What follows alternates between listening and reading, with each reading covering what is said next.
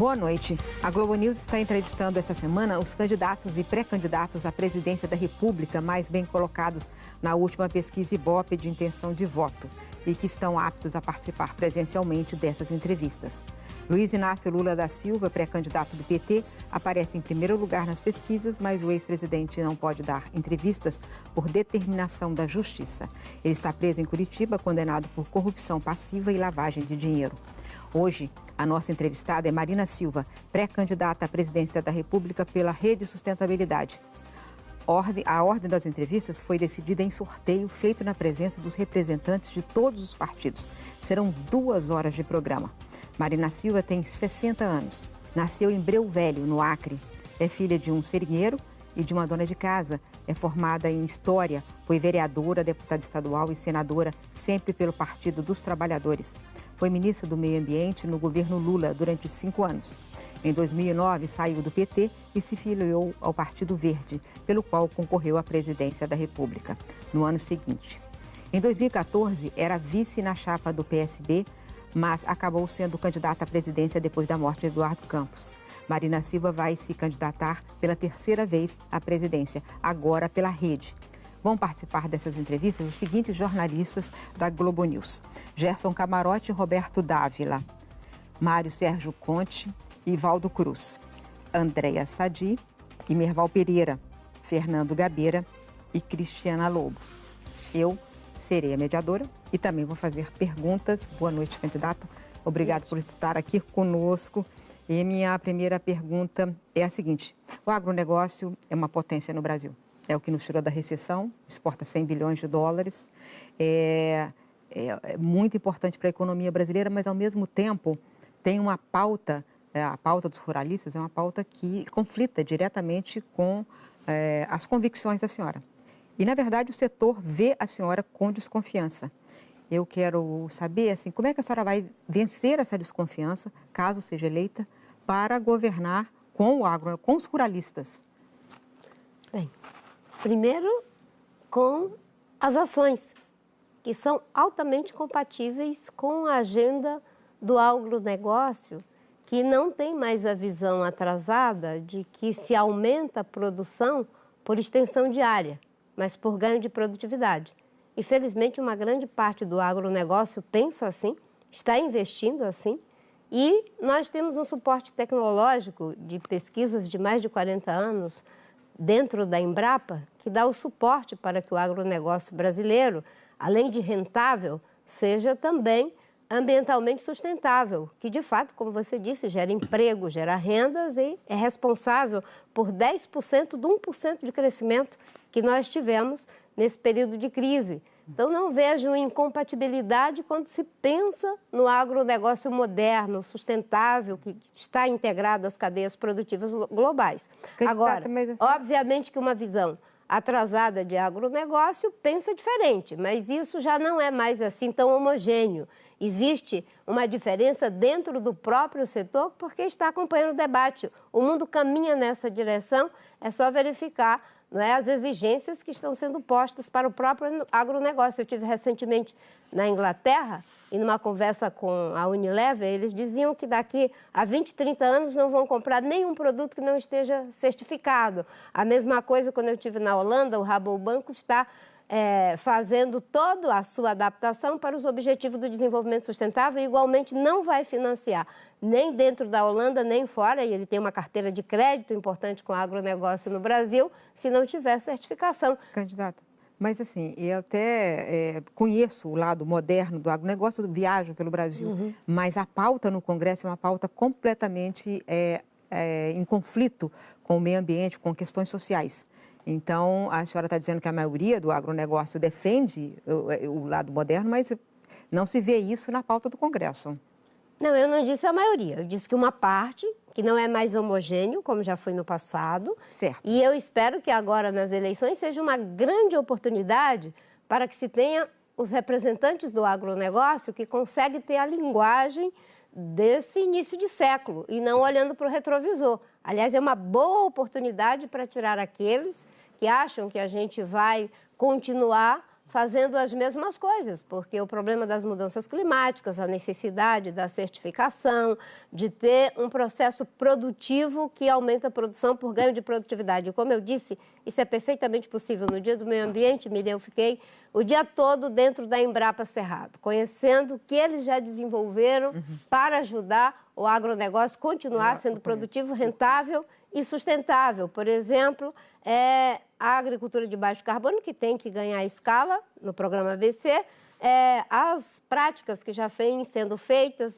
os sistemas agro-silvopastoril, plantio direto, todo esse processo que quem está experimentando sabe que é muito mais rentável e muito melhor para o produtor. Candidata, Cris, por favor.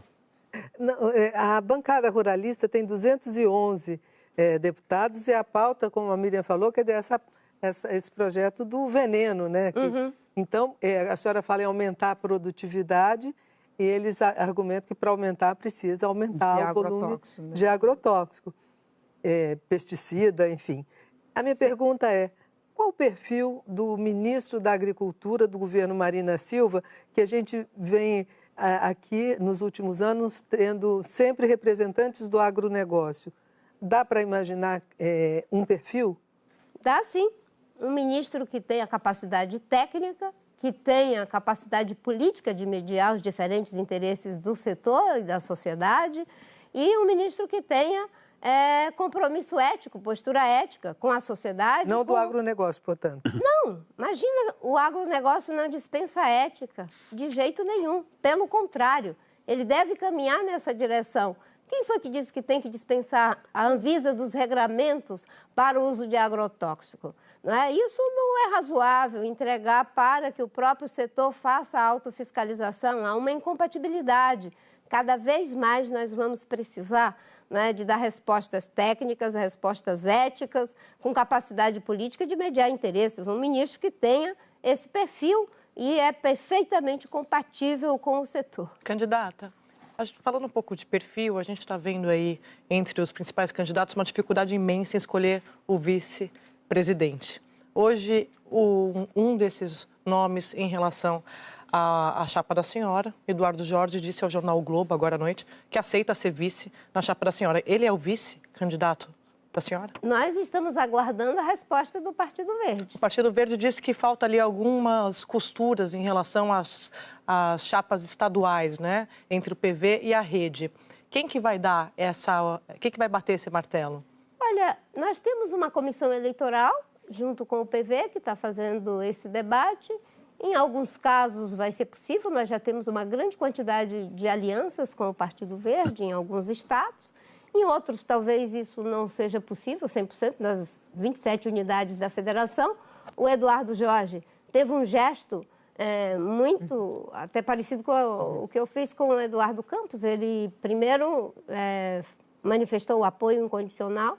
Fomos nós que fizemos o convite para compor... Ele é o nome da senhora? Ele é o nome que, dentro do Partido Verde, obviamente, estamos em diálogo. E, enfim... O PV queria o próprio partido indicar e não a senhora escolhesse alguém do partido, né? Olha, eu acho que quando a gente é candidata à presidência da República, a gente tem que buscar escolher o vice, né? Ainda mais nesse momento tão difícil de vice, né? Candidato Gabriel vai fazer uma pergunta. Sim. Nós tivemos nos últimos meses grandes desastres na área de mineração.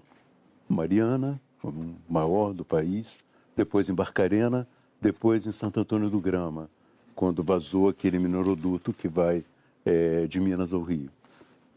Qual é a sua política, não só para deter esses desastres, mas qual é a sua política no campo mineral e como você responde às críticas de que reagiu muito tardiamente ao desastre de Mariana? Obrigada, Gabriela, porque você me dá a oportunidade de interagir com um tema que eu me sinto, às vezes, injustiçada, não é? E, bem, pegando a primeira questão que você levantou, que é a questão da agenda da mineração. Obviamente que a mineração é importante no processo produtivo brasileiro, do nosso desenvolvimento econômico, mas ela não pode ser feita de qualquer jeito, em prejuízo da sustentabilidade ambiental e social. E o caso de Mariana, de fato, foi uma tragédia. Aquilo não foi um acidente, foi um crime.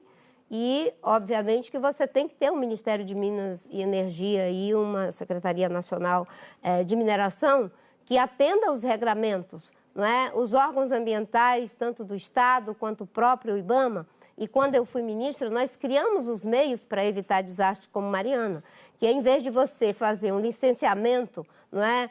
Cada um isoladamente, você fazer aquilo que tecnicamente a gente chama de avaliação ambiental integrada ou avaliação ambiental estratégica, olhando para toda a bacia hidrográfica e vendo o risco que a bacia está submetida. Se isso tivesse sido observado e as denúncias do Ministério Público e dos órgãos ambientais, com certeza não teríamos o desastre de Mariana. E, obviamente, que olhando também para o fato de que a mineração, como é uma safra que só dá uma vez, não é? Aquilo que pode ser exercido com sustentabilidade ambiental e social é, sem dúvida, uma fonte de riqueza, mas tem muitos problemas. No caso de Minas Gerais, é muito problemático, e o caso que aconteceu em Mariana, nós temos outras bombas relógio igualmente. Em relação à crítica que me foi feita, de não ter, enfim, de ter agido tardiamente, não é verdade. Eu me posicionei e com os espaços que eu tinha disponível. O que eu não fiz foi ir para o meio daquela situação fazer uma foto, porque eu não tinha efetividade naquele momento. Ali quem tinha efetividade era o Corpo de Bombeiro, quem tinha efetividade era a Defesa Civil, quem tinha efetividade era o Ministério de Minas e Energia, a Secretaria de Meio Ambiente do Governo de Minas, a Secretaria Nacional de Mineração, o IBAMA. Então, eu não tenho uma atitude oportunista de fazer uma foto. Se você me perguntar, no caso da irmã Dorothy, quando foi assassinada, eu estava próximo, tomei todas as providências, me joguei na frente daquele processo porque eu tinha efetividade. E eu que vivi tantas situações em que você tinha casos dramáticos como esse, você acompanhou muito bem isso lá em Chapuri, não é? Eu me sentia muito mal quando eu via pessoas que não tinham nada a ver com aquela situação, que até combatia o Chico Mendes no meio da confusão, querendo fazer uma foto só para faturar politicamente. Quem tem ética política não usa de uma desgraça para faturar. Agora, eu tomei as medidas, conversei com algumas pessoas do Ministério Público, falei com os nossos parlamentares para apresentar um projeto de lei transformando em crime hediondo o caso de Mariana. Quando eu estive na COP de Paris, me encontrei com Edgar Morin para levar o assunto a um tribunal de julgamento ético internacional.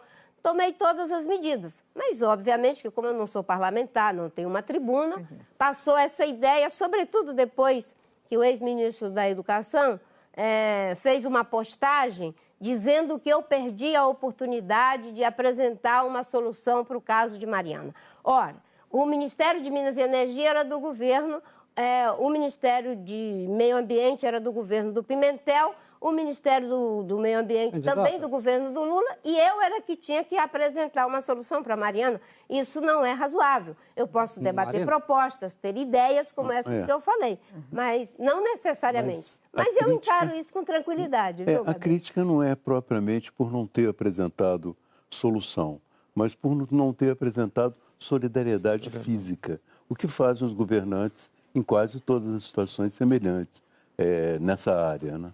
Com certeza. Se eu estivesse no governo, fosse ministra do Meio Ambiente, com certeza eu teria ido lá. Agora, eu não tinha mais nenhuma função pública. Com certeza, sem efetividade nenhuma, ia aparecer um aproveitamento. E foi o meu julgamento, certo? Naquele momento. Eu não faço as coisas por conveniência, eu faço por convicção, não é? Eu conheço você, por exemplo, quando Chico Mendes foi assassinado, né? Você prestou solidariedade e muita gente prestou, e eu não achava que todo mundo tinha que estar de corpo presente para poder sentir que fazia parte daquela causa, não é? Mas eu sei que as pessoas, mesmo eu estando no Rio de Janeiro, outra na Europa, outra nos Estados Unidos, todo mundo estava solidário com aquela causa. No caso de Mariana, foi o meu julgamento e a minha solidariedade, né, foi feita nas ações que tomei. Candidata, Marina, é o seguinte, sobre a questão de Mariana, queria fazer essa seguinte pergunta. Foi a pior tragédia ambiental do Brasil, no setor de mineração foi a maior tragédia do mundo, no setor de mineração. E só há um mês, depois de 2 anos e meio do acidente, é que saiu a licença ambiental para a reconstrução de Bento Rodrigues. Ou seja, demorou-se tanto tempo assim para sair essa licença. O que aconteceu na visão do senhor? Demora-se muito esse embate do setor de lideranças ambientais para processar uma licença ambiental. Sempre tem uma reclamação muito forte em relação a isso.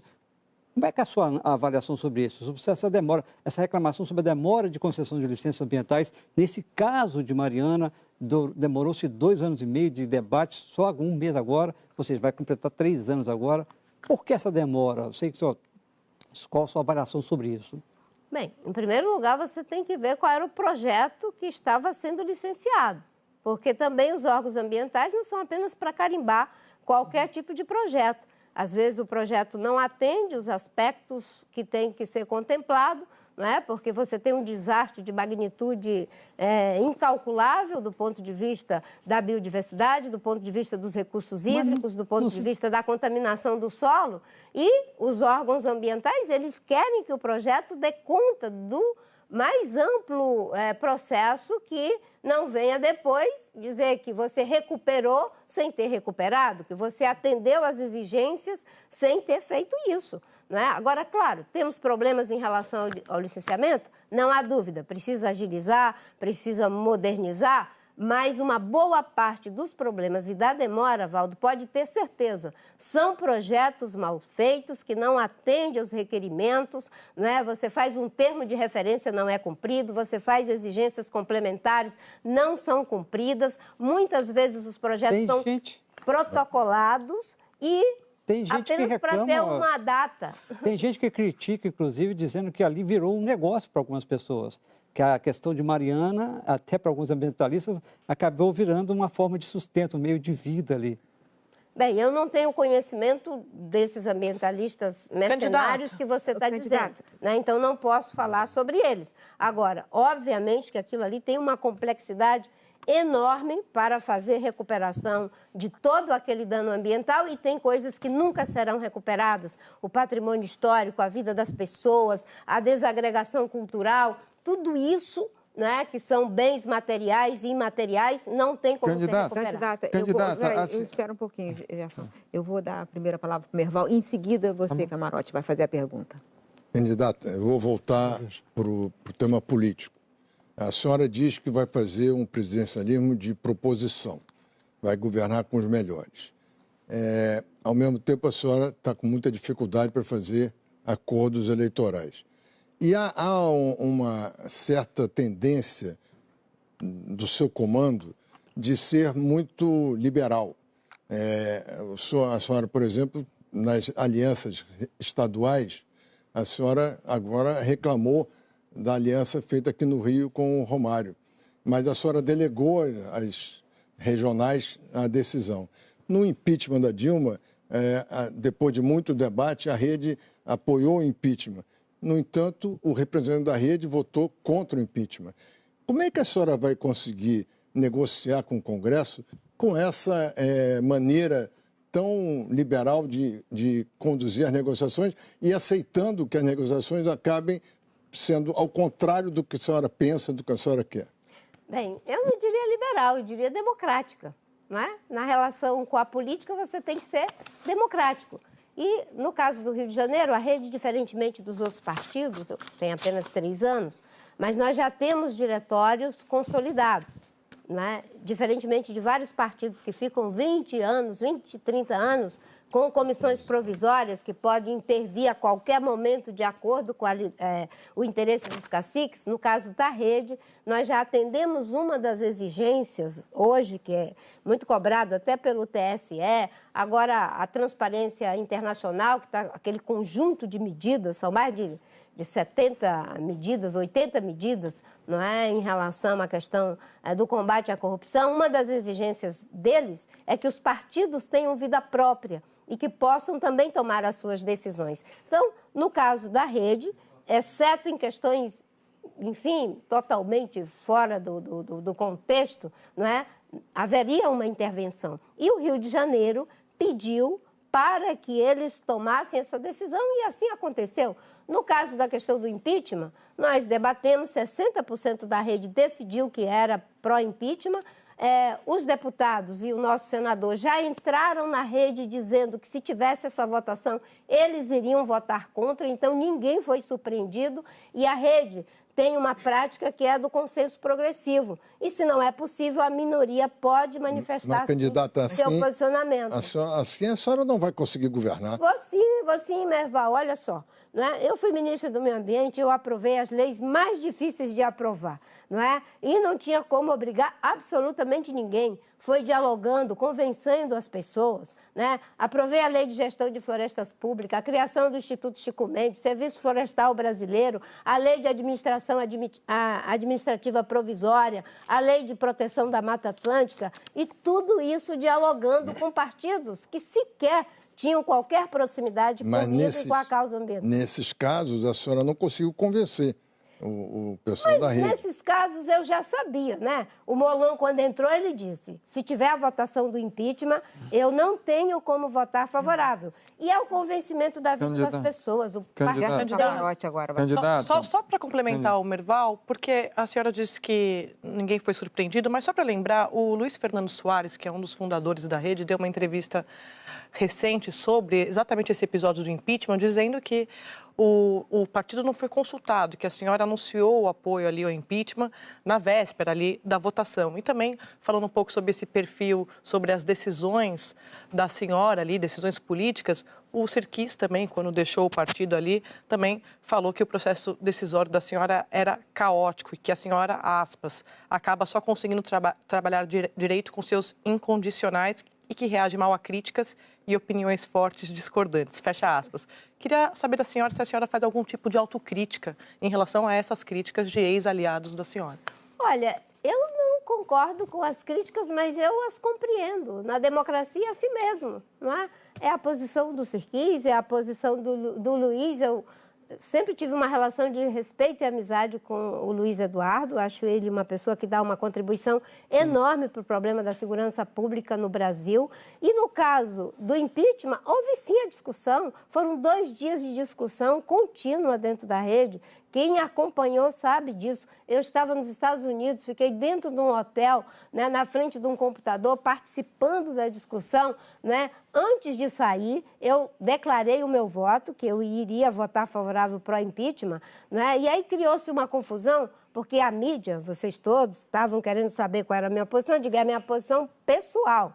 Eu vou votar a favor do impeachment. E algumas pessoas acharam que porque eu dei essa declaração que isso iria influenciar a rede. Imagina, as pessoas têm que decidir. A senhora é uma líder. Sim, mas ele acabou de dizer que eu não convenço. Agora, a senhora não faz autocrítica, então? Aí as pessoas têm que decidir, Andréia, o que é que eu sou, né? No caso, para o impeachment, disseram que eu que influenciei a decisão. No caso, contra o impeachment, eu não influenciei. É democracia. Mas só para responder, a senhora não faz autocrítica, então, nesse episódio? Em relação a esse episódio, não, porque houve uma discussão democrática, sim, e a rede tem a ideia do consenso progressivo, mas eu respeito as pessoas que têm uma posição contrária. Para mim, isso não é um problema. Vamos lá, do ponto de vista prático, o que a gente vê é a rede esvaziada.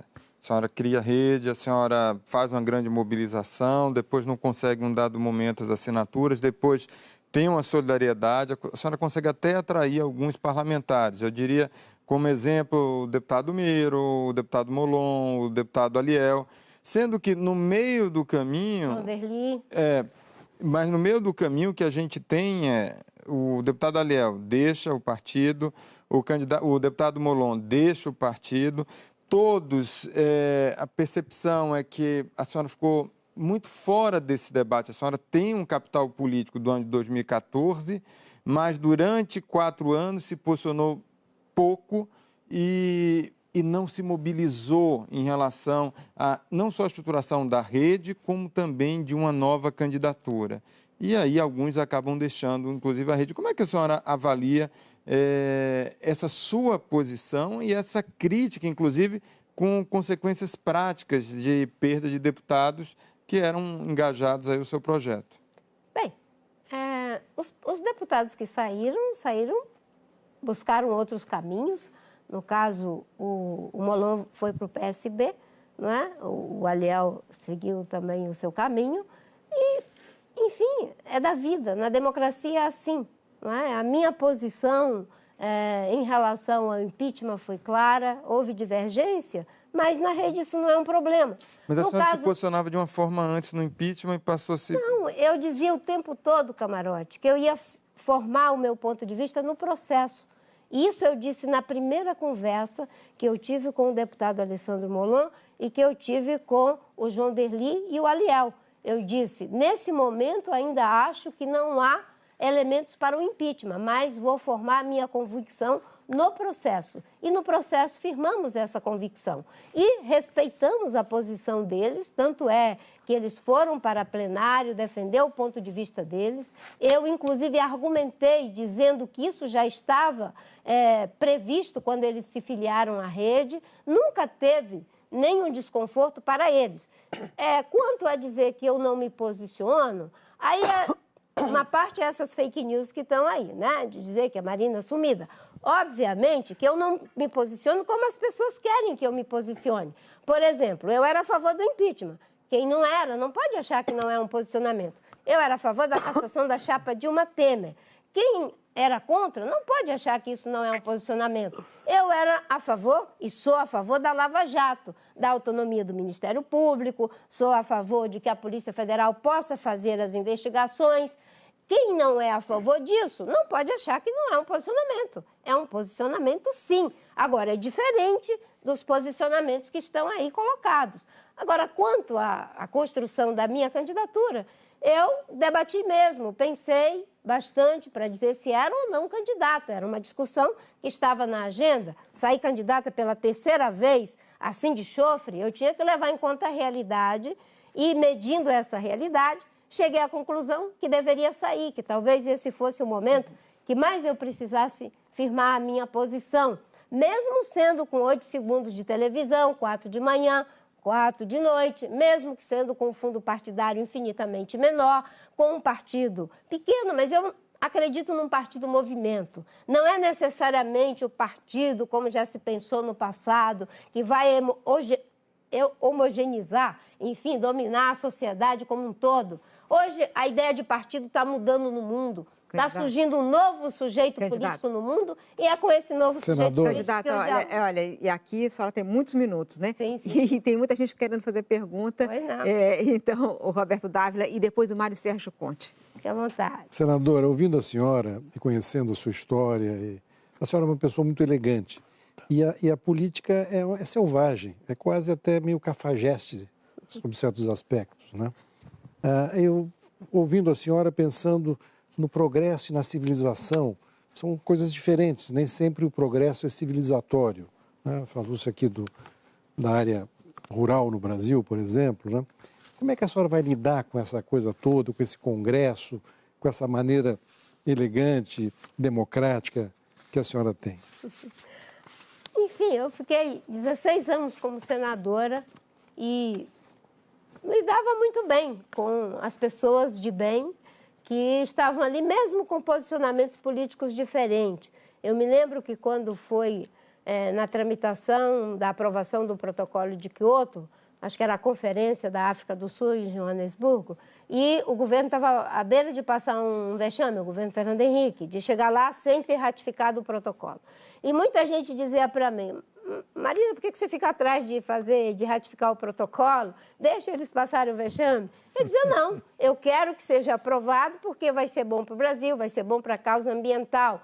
E quando eu fui aprovar as propostas que eu gostaria, essas que eu me referi anteriormente, eu conversei com as lideranças de todos os partidos. Agora, tem uma coisa, quando você tem uma postura republicana, você faz conversas republicanas e eu descobri que convence. E convencemos, não teve um projeto importante para o Ministério do Meio Ambiente que eu não tenha aprovado, mesmo com o ministro das Relações Institucionais me deixando completamente na mão, porque eu ia conversar com eles, eles diziam, não, você foi senadora, você conhece seus pares, vá lá conversar com eles. E eu digo, vocês não estão querendo ajudar com a base? Então eu vou conversar. Ligava para o Fernando Henrique, ligava para o Arthur Vigílio, ligava para os meus deputados, falava com muita gente. Eu me lembro quando foi na votação da medida provisória, que aumentou a reserva legal de 50% para 80%, na comissão especial, que tinha 14 parlamentares, se não me engano, só quem era a favor da medida provisória era eu e o Gabeira.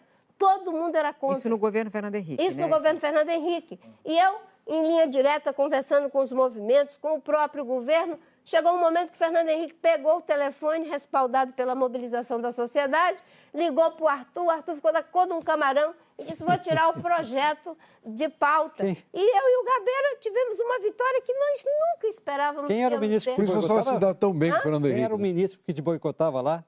Dentro do quê? Das relações institucionais. Olha, eu nunca tive ajuda de nenhum, teve vários, né? Eu nunca tive Mas, ajuda de candidato, nenhum. Mas agora Candidato. deixa o Mário Sérgio falar, daqui a pouquinho você volta. Pois não. A senhora aí na vida política teve um contato muito estreito com o Lula, depois teve divergências muito profundas com a Dilma e no segundo turno das últimas eleições a senhora chamou o voto a Aécio Neves.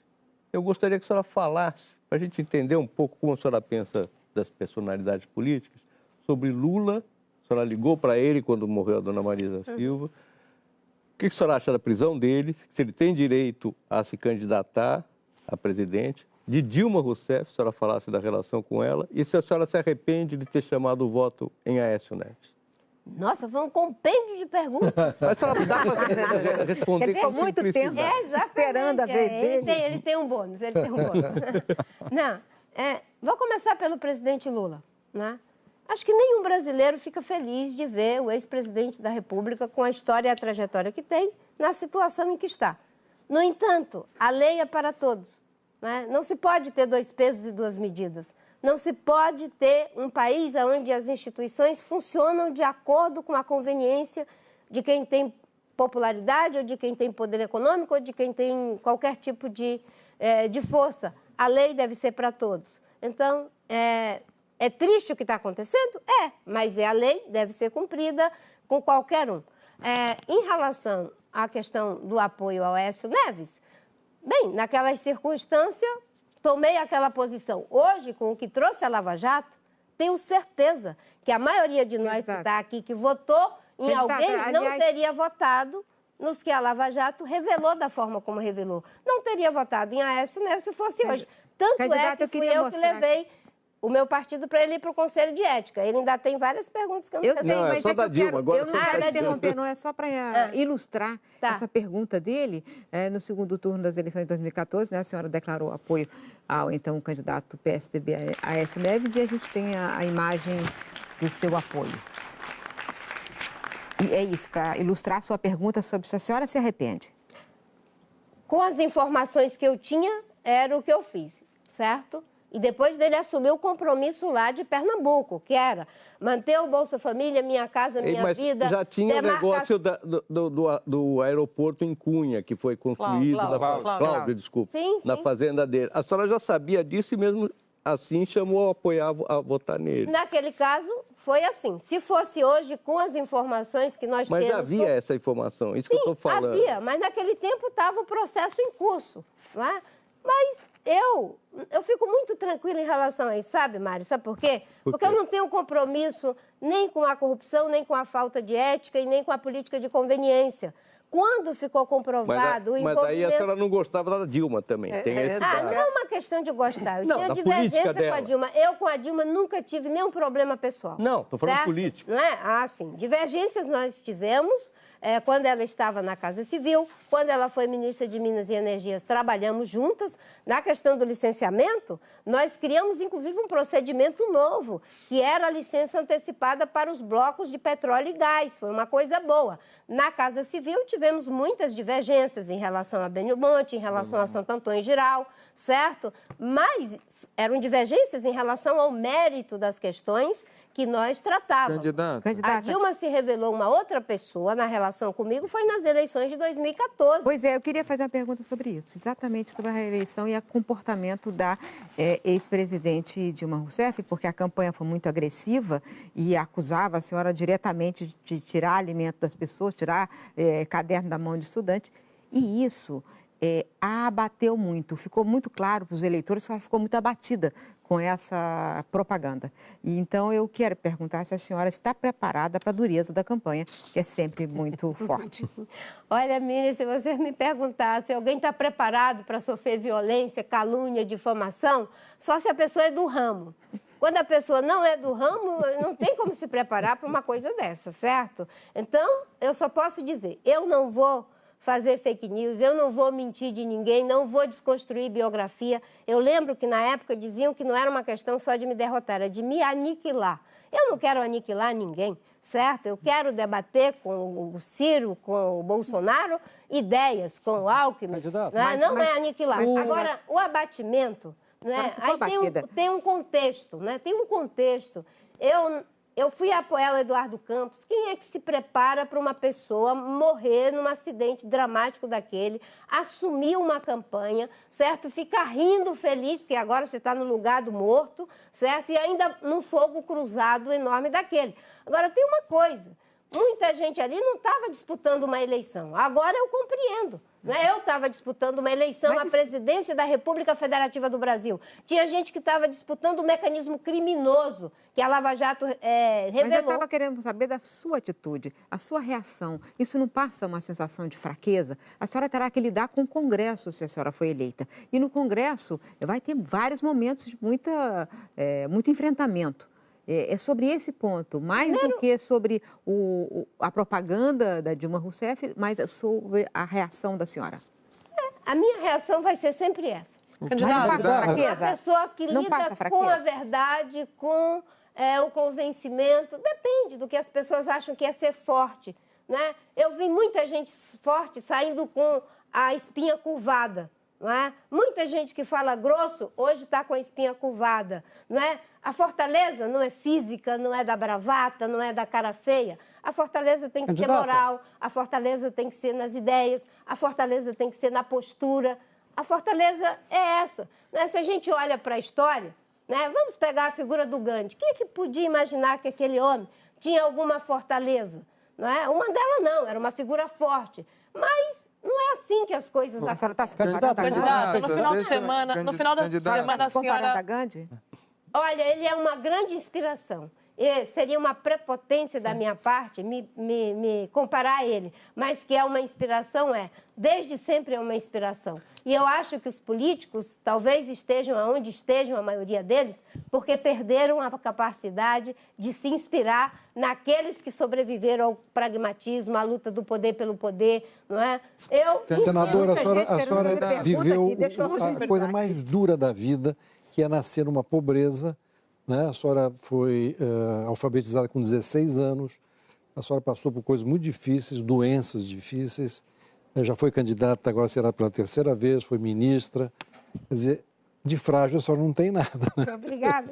Ô, candidato, aí eu vou emendar. Eu vou lembrar um episódio de 2008 que eu cobri de perto, lá em Brasília.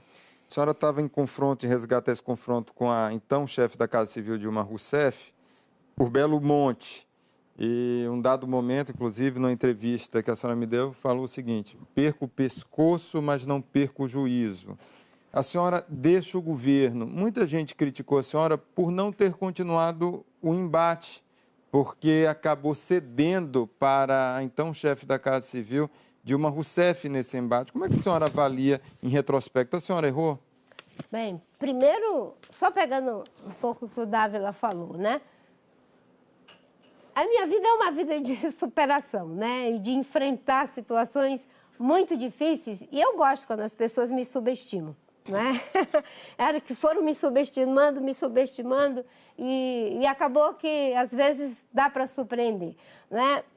Por outro lado, você sabe que você não é uma pessoa sozinho. Eu tenho muito medo daqueles líderes que sabem de tudo, ainda sabem do resto, faz tudo, ainda faz o resto, porque eles são tão completos que não tem como ajudá-los. Não tem absolutamente nada que você possa fazer, e talvez boa parte do fracasso que o Brasil está vivendo é fruto dessas pessoas que sabem de tudo, podem tudo, os ministros são apenas um detalhe. Eu, com certeza, irei coordenar uma equipe, como fiz no Ministério do Meio Ambiente e como tenho certeza que é isso que o Brasil precisa. Aliás, a senhora disse que vai governar com os melhores. Como é que será isso? Os melhores partidos? Eu dar a resposta ali.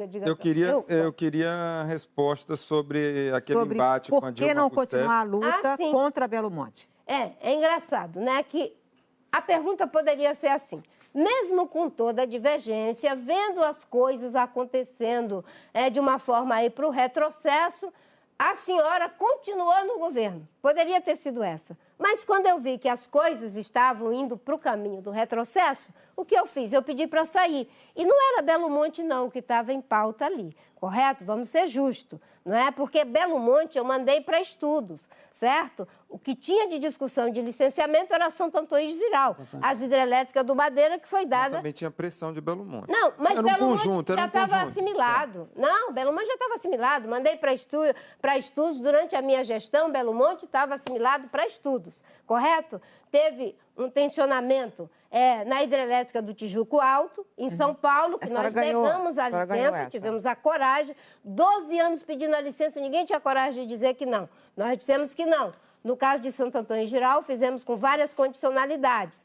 E a minha saída do governo não foi por um conflito direto com a Dilma, foi um conflito direto com o Mangabeira Unger e com os governadores de Rondônia e o governador o presidente Lula... do Mato Grosso. O presidente Lula, ao nomear o Mangabeira Unger para tomar conta de um programa na Amazônia, desautorizou a senhora completamente.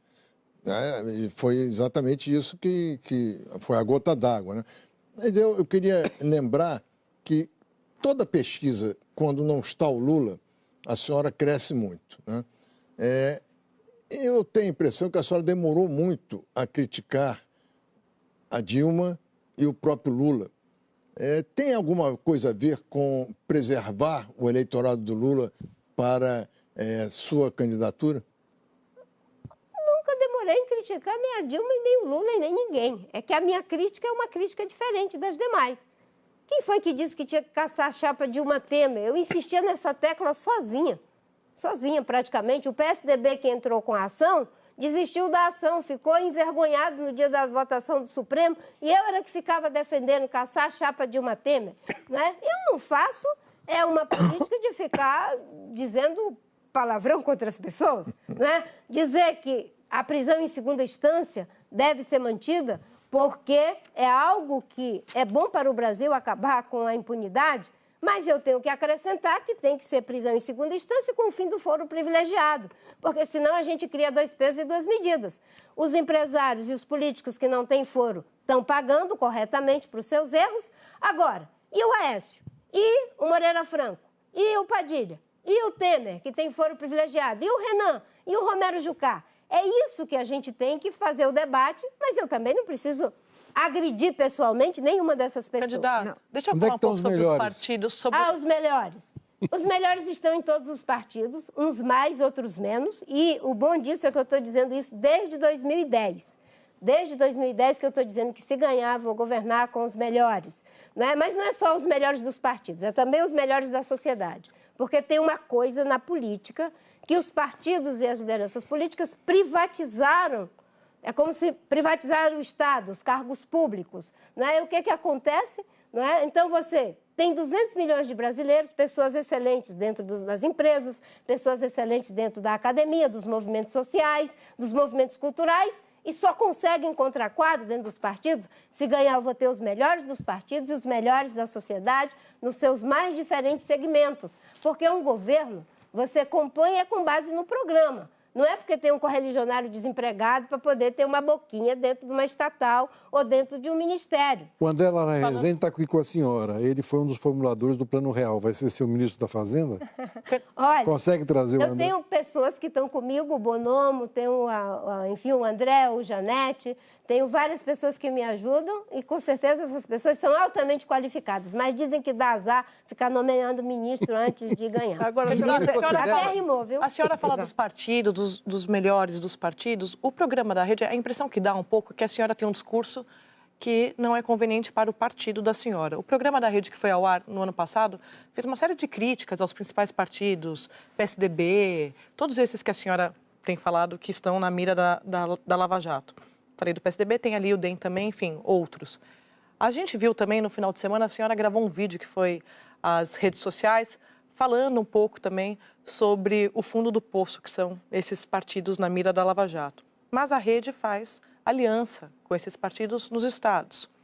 Então, queria ouvir um pouco a senhora sobre se não tem um pouco de incongruência nesse discurso da senhora de um lado e o da rede no outro, se não é um pouco conveniente. Não. Por quê? Sabe por quê? Porque a rede apoia, por exemplo, o PSDB no Rio Grande do Sul, que é um dos partidos que está no programa da rede como um dos investigados na Lava Jato. E você sabe quem é a pessoa que nós estamos aliançados lá? Sim. Quem é? Aqui, ó. Ricardo Leite. Eduardo Leite. É o Eduardo Leite. Não, um jovem Ricardo que foi prefeito de Pelotas. E também no Amapá, Isso. Um jovem que é prefeito de Pelotas, que é excelente. E eu tenho dito o seguinte, né? Eu tenho que ser coerente com o meu discurso. Se eu digo que pessoas boas têm em todos os partidos, se o Eduardo Leite é uma pessoa boa, não é porque ele é do PSDB, que é um partido que eu também critico, não é só a rede, não. E não critico por suas virtudes, critico por seus erros, certo? Não tem coerência nenhuma. Nós estamos aliançados com ele. Mas a senhora vai subir no palanque do PSDB? Isso que eu quero não, porque o palanque dele é do candidato dele. A senhora não vai no palanque do PSDB? A minha campanha, quem vai fazer são os candidatos da rede. Mas eu não posso dizer que aquele jovem prefeito, que foi candidato só por um mandato, eu conheço já, inclusive de conferências, né? Eu não posso dizer que ele é igual a Aécio, não posso dizer que ele é igual às denúncias que tem contra o candidato dele, o Alckmin, que, aliás, muito parecido com a Dilma, né? Foi para o TSE. Né? Tem coisas muito parecidas. O Centrão, que estava com a Dilma, agora está com ele. Antes a Dilma tinha todo o tempo de televisão do mundo, agora é o Alckmin que tem. E até a denúncia contra ele, do mesmo jeito que foi a denúncia da Dilma para o TSE, foi a denúncia do Alckmin. Então tem muita semelhança. Mas só para falar do Centrão um pouco, o PSC, que é um dos principais partidos do Centrão, também está negociando com a rede do André Moura, que é líder do governo do presidente Temer, por exemplo. Isso também não é uma incongruência? É aquele, enfim, princípio que nós estabelecemos na rede de que os estados têm autonomia. E o senador Randolph achou que lá, essa composição que eles têm desde ganhar a prefeitura do Amapá, está coerente com o programa que eles estão defendendo. Não é? Enfim, é uma discussão que eles estão não pragmatismo, André Moura, candidata, que não combina com o seu discurso. Olha, eu tenho que ser coerente com aquilo que eu defendo. Um partido que tenha a sua autonomia nos estados, que tenha as suas direções e que, em casos excepcionais, poderá ter uma intervenção. Não é? Por exemplo, no Rio de Janeiro, eu queria manter a candidatura do Miro. Queria manter.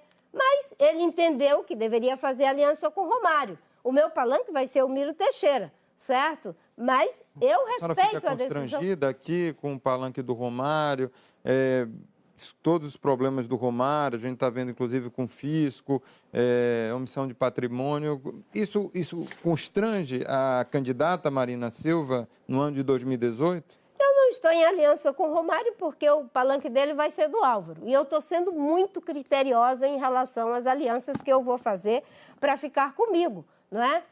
Mas assim, não é confortável, candidata? Deixa os seus aliados nos estados fazer qualquer tipo de aliança e a senhora fica preservada? Não é uma questão de deixa fazer qualquer tipo de aliança, até porque a gente critica muito, não é, dentro dos partidos, e muita gente tentou me botar nesse lugar, que a rede ia ser o partido da Marina, que a Marina é que manda na rede. Eu não sou a dona da rede, certo? Candidata. A rede tem seus processos, tem suas estruturas. Da rede. Eu sou a liderança, mas eu não sou a dona, né? Eu dou a minha opinião, se sou ouvida, ótimo. Em muitos casos eu sou. Mas quando as pessoas dizem, não, nós queremos ter o direito de criar o nosso próprio caminho, a nossa maneira de caminhar. Eu entendo o partido como um movimento. Eu não sou daquela visão, sabe? Que acha que o partido é aquela estrutura que é o redentor. Hoje os partidos estão em crise no mundo inteiro. Nós temos que apostar muito mais em movimentos do que em partidos. Eu, inclusive, sou a favor de quebrar o monopólio dos partidos, ter candidaturas independentes, porque os partidos com o monopólio que eles têm, você não tem mais como inovar na política. Desculpa, amiga. Não, é porque tem muita gente querendo fazer pergunta e a Cristiana Lô fez pouca pergunta, ela quer fazer e o Gabeira também está querendo fazer. Eu já queria até passar para a economia, mas... Pode passar para a economia, é isso aí. Eu queria saber se a senhora se identifica com o retrato de uma candidata reformista ou se a senhora acha que as reformas estruturantes já estão feitas. Na CNI, a senhora disse que a reforma trabalhista tinha pontos draconianos. A senhora vai revogar esse ganho? Revogar não, mas eu vou corrigir os pontos draconianos, pode ter certeza. Uma mulher ter que trabalhar em condição de risco, grávida, com prejuízo para a saúde dela e do bebê, isso eu vou corrigir. Uma pessoa ter apenas meia hora para se alimentar, todos os estudos dizem que uma pessoa precisa, para ser produtiva, criativa, ter pelo menos uma hora para se conectar consigo mesmo, fazer a digestão. Os trabalhos que são atividades perigosas, as pessoas sofrem muito mais acidentes nos primeiros 30 minutos, quando voltam para o trabalho. Isso é draconiano, sim, e essas coisas vão ser corrigidas. E tanto precisam ser corrigidas que o próprio governo fez uma reforma atabalhoada, não ouviu as críticas, depois mandou uma medida provisória, fazendo as correções, caiu a medida provisória, o que era para criar insegurança jurídica, criou insegurança total. Nós vamos corrigir, fazer o debate. Não se pode também ouvir só um lado, é preciso ouvir o lado dos empresários, o lado dos trabalhadores. Precisa de reforma? Precisa. Precisamos atender o problema da reestruturação produtiva, precisamos resolver o problema da informalidade. Hoje uma grande quantidade de pessoas estão na informalidade. Como é que você favorece a formalidade para que as pessoas tenham alguma proteção? Precisamos fazer uma reforma trabalhista que nos leve à modernização das relações de trabalho e não a relações pré-modernas de relação de trabalho, que é essa da mulher. O não imposto sindical obrigatório? Sim, com certeza. E acho que a gente tem que discutir também o sistema S, porque uma coisa é discutir o imposto sindical, porque eu sempre defendi, na época que eu era da CUT lá atrás, liberdade e autonomia sindical. Eu continuo sendo coerente com isso. Agora, tem que resolver como é que os sindicatos vão existir, qual é a forma de contribuição para que os sindicatos não sejam tão fragilizados. Uma outra coisa da reforma trabalhista é a questão do acesso ao trabalho, não é? O acesso à justiça. Nós tivemos um ganho, diminuiu a indústria de processos e isso é uma coisa boa. No entanto, pessoas até um salário mínimo, 2 salários mínimos, elas hoje estão se privando de entrar na justiça porque a nova lei estabelece que as custas e os honorários advocatícios serão pagos por quem perder o contencioso. Então, uma pessoa frágil, ela fica com medo e ela só entra se tiver certeza que vai ganhar. Então, essas coisas todas têm que ser corrigidas, estabelecer que até 2 salários mínimos não precisa pagar custas, não precisa pagar honorário advocatício e, assim, evita o uso mercenário de causas trabalhistas por parte de alguns. Gabi. Marina, agora em dezembro vai ser comemorado o aniversário de 70 anos da Declaração dos Direitos do Homem. E essa luta, que foi orgulho de muita gente, sofreu muitos desgastes ao longo do tempo, a ponto de hoje no Brasil ela se transformar praticamente num passivo eleitoral. Cada vez que você expressa o conceito de direitos humanos, você produz mais irritação do que simpatia. Como é que você pensa em tratar esse tema e tentar recuperá-lo de alguma forma? Ou voltar ao conceito de direitos humanos ou abandoná-lo para travar lutas fragmentárias em torno do tema? Não, acho que a conquista dos direitos humanos, o conceito, é uma contribuição para a humanidade, não é? E a gente não pode abrir mão disso, e eu nunca abri mão disso em função de questões eleitorais nem eleitoreiras. Muito pelo contrário, pago o preço, às vezes, por defender e colocar o meu ponto de vista. Acho que a gente está vivendo um momento, sim, de grande fragmentação. Tem outros debates que precisam ser feitos, mas essa é uma conquista da humanidade que agora está sendo colocada em xeque. Talvez não tanto aqui, mas na Europa, que é um pouco a raiz da defesa dos direitos humanos. Hoje, existem pessoas que estão morrendo de frio, de fome, na beira de uma cerca porque as pessoas não deixam entrar dentro de seus países para defender seus interesses econômicos. Não, as suas convicções eu imagino que estejam inabaladas, mas o tema foi utilizado de uma maneira equivocada em alguns pontos. Por exemplo, foi utilizado de uma forma equivocada quando você reconhece direitos humanos só para a esquerda e não para outros setores. Não você, quando se reconhece. Né? Foi utilizada de uma maneira equivocada quando se reconhece os direitos humanos só para quem é marginal e não para o policial que está também tentando defender sua vida. Quer dizer, é essa avaliação que eu te peço. É possível reavaliar ou você continua no mesmo, no conceito e segue sem avaliar essas perdas que houve no caminho? Não, direitos humanos têm que ser para todas as pessoas, para o policial, para as pessoas, é a dignidade humana. Não é? Eu não acho que se deva relativizar valores. Isso é uma ética de circunstância. O problema é que muita gente vai pela ética de circunstância e relativiza os valores. Então, direitos humanos estão sendo ultrajados agora na Venezuela e tem muita gente que relativiza. Eu não. Né? Nicarágua? Na Nicarágua, em vários lugares do mundo. Quando a gente se orienta por princípios e valores, fica mais fácil você se colocar no mundo. O Brasil é um país democrático, o Brasil é um país comprometido com a defesa dos direitos humanos. Então, não é porque é meu alinhado político, porque ideologicamente eu tenho simpatia, que eu vou relativizar esses conceitos ou esses valores. Não é? Direitos humanos têm que ser defendidos para todas as pessoas. A senhora acha que uma certa desordem que há no Brasil, uma violência extrema em todos os lugares, quer dizer, a população pobre sempre viveu na violência. Agora a classe média está sentindo mais isso, né? A senhora acha que essa é a questão que levou à mudança dos direitos humanos? Olha, candidato, eu sei que isso aí está concluindo esse raciocínio, mas eu preciso fazer um intervalo. A Central das Eleições faz um rápido intervalo e volta daqui a pouco com o segundo bloco da entrevista com Marina Silva, pré-candidata à presidência da República pela Rede. Até já.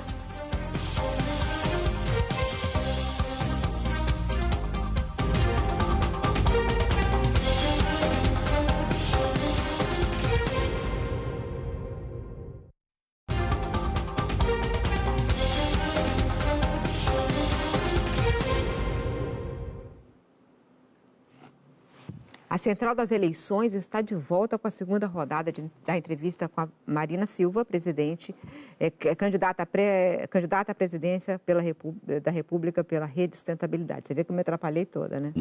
Mas eu começo pedindo para ele fazer a pergunta, depois o Valdo vai fazer a pergunta, depois o Merval. Pelo menos isso eu organizei.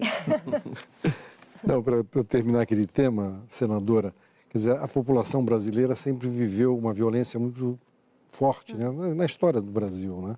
Agora essa violência chegou na classe média, né? A senhora acha que essa questão que está, como o Gabeira colocou, a questão dos direitos humanos, que mexe com esse pensamento?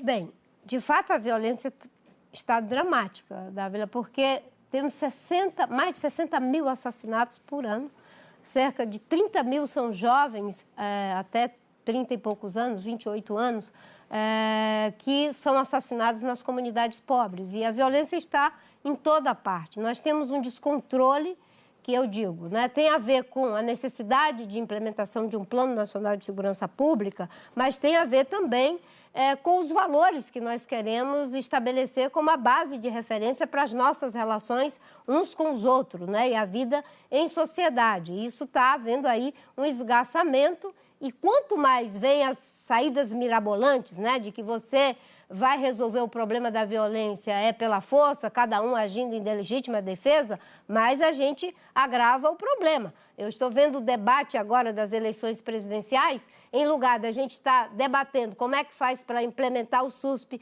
ter um Plano Nacional de Segurança Pública que faça com que haja integração das polícias, investigação de ciclo completo, valorização econômica e profissional com a formação continuada dos policiais, não é? Investigação de ciclo completo, o atendimento das demandas de inteligência para que as abordagens sejam mais efetivas, né? Tudo isso faz parte do debate. A gente vê um debate de que agora é cada um por si, agindo em legítima defesa. Ou seja, né, você faz um discurso altamente arrojado e diz para o cidadão, bem, eu faço essa bravata toda e agora você se vira com uma arma na mão para defender sua propriedade, sua família, seus bens. Isso... A sociedade quer ouvir esse discurso, né? A gente sente que esse discurso pega, esse discurso prende, mata, arrebenta, né? Mas isso é no começo, acho que as pessoas vão começar a pensar, né? Porque antigamente é que cada um fazia o senhor feudal,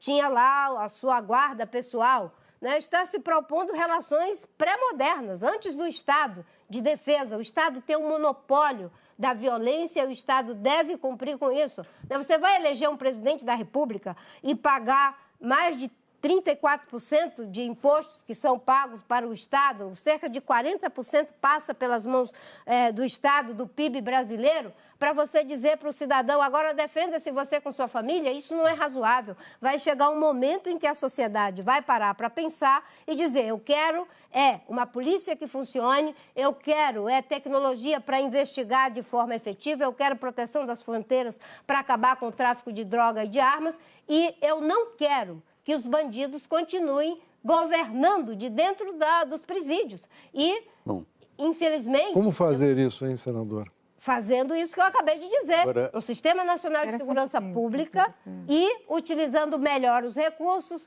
aumentando, não é criando só um ministério como um puxadinho para criar, digamos, aí um marketing político. Não é isso. É trabalho, é pensar o sistema, é implementar o sistema, é trabalhar para que os policiais possam ser formados adequadamente, remunerados adequadamente e entender que violência não é só uma questão de polícia, é de justiça econômica, justiça social, criar igualdade de oportunidade. Os nossos jovens estão sendo disputados pelo tráfico porque eles não têm educação de qualidade. Um jovem chega ao 9º ano, rapidamente, não é? Chega ao 9º ano, termina o ensino básico e não sabe ler e interpretar um texto, só 30% sabe, só 14% sabe fazer operação simples de matemática. As pessoas querem empreender nas comunidades, ter o seu pequeno negócio, a juventude quer montar uma startup e ele vê 9 bilhões para o Eike Batista e 0 para ele. Desculpa. Vamos falar de reforma da Previdência. Vamos falar. A gente sabe que a gente vive uma crise fiscal grave no Brasil. O país não está crescendo, um dos motivos exatamente essa crise fiscal, esse rombo nas contas públicas. E a reforma da Previdência é uma questão que está na questão de ordem. Eu queria saber qual a sua posição. Recentemente, inclusive, a senhora chegou a questionar sobre o tamanho, a existência do déficit da Previdência Social. Como é que seria o tamanho desse? Existiria exatamente o déficit como se fala nessa dimensão que se fala hoje? Qual a sua posição sobre isso? Por que a senhora levantou esse questionamento sobre o tamanho do déficit? Eu não levantei esse questionamento, não. Eu falei que precisa ter transparência, mas questionar se tem déficit ou não tem déficit, eu sei que tem déficit, eu sei que ele é grande, mas precisa ter transparência em relação a ele. Há necessidade, sim, de fazer reforma da Previdência. Nós temos o problema, como dizem os economistas, do bônus demográfico. Logo, logo, nós vamos ter mais pessoas idosas do que pessoas trabalhando para poder bancar com esses custos. Nós temos um grave problema em relação à questão da longevidade, precisa ser encarado esse problema. As pessoas, graças a Deus, estão vivendo muito mais, certo? Precisa fazer esse debate. E tem um problema também de reestruturação produtiva que precisa ser encarado no contexto da reforma da Previdência. E temos um déficit fiscal, um déficit público que, sem encarar o problema da Previdência, nós não vamos ter. O seu modelo de reforma tem uma idade igual para a aposentadoria de homens e mulheres? E qual seria essa idade?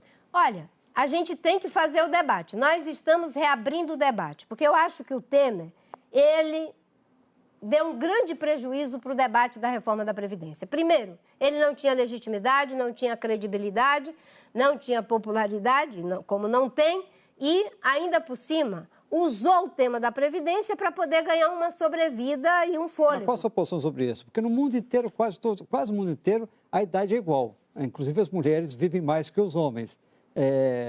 Trabalham mais também. Concordo, trabalham mais, concordo que trabalham mais. Mas, no mundo inteiro, quase a idade é igual. Qual a posição da senhora sobre isso? A gente pode fazer o debate, certo? Vamos fazer o debate. A terceira vez que a senhora é candidata a presidente, a senhora é uma líder popular, a senhora tem que ter uma posição, inclusive, para orientar o debate. Mas eu não sou autoritária, eu quero debater. Mas a senhora é uma líder popular. Ora, eu sou líder, mas quem me deu esse direito de não debater porque eu sou líder? exatamente o contrário. Mas, candidata... É exatamente por isso que nós vamos ter que abrir o debate com as pessoas. Mas a senhora está na batalha há décadas. Eu estou querendo saber a sua opinião, Mas senadora. eu tenho uma opinião. Então diga, eu tenho por uma favor. opinião. Eu acho que nós temos que abrir o debate. Essa é a minha opinião. É muito fácil. Pelo que a senhora falou, candidata, pelo que a senhora falou, eu acho que a senhora defende que a mulher tem uma idade diferente do homem. Pelo que o seu discurso aqui, me pareceu que a senhora defende uma idade diferenciada para homem e mulher. Vamos fazer o debate, Val. Então, militares e trabalhadores rurais que hoje não contribuem, a senhora acha que eles devem continuar não contribuindo, contribuindo simbolicamente? Eu acho que a reforma, esse é um dos problemas. Em relação aos militares, não encarou os privilégios. Os privilégios continuam intactos. Então, esses terão que ser encarados, não só dos militares, mas outros que temos aí. Alguns, Candidata, com a aposentadoria para políticos. Eu vou passar para o Merval, mas antes eu queria só arrematando isso aí, eu acho que está todo mundo perguntando a mesma coisa, que é, a senhora não está fugindo do debate quando diz, vamos debater? Não está fugindo de dizer a sua opinião, porque o debate parte do segundo ponto.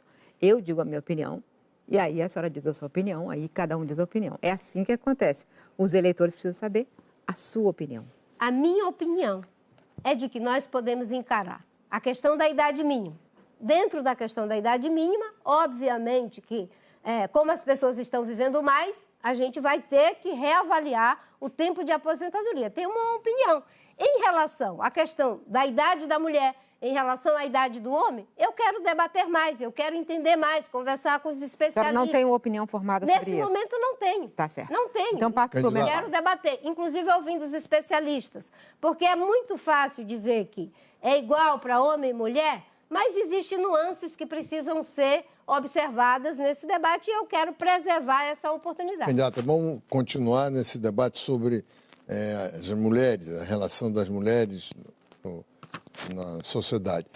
Recentemente, houve uma rebelião na rede em São Paulo, com 3 mulheres saíram do partido, acusando o partido de ser machista.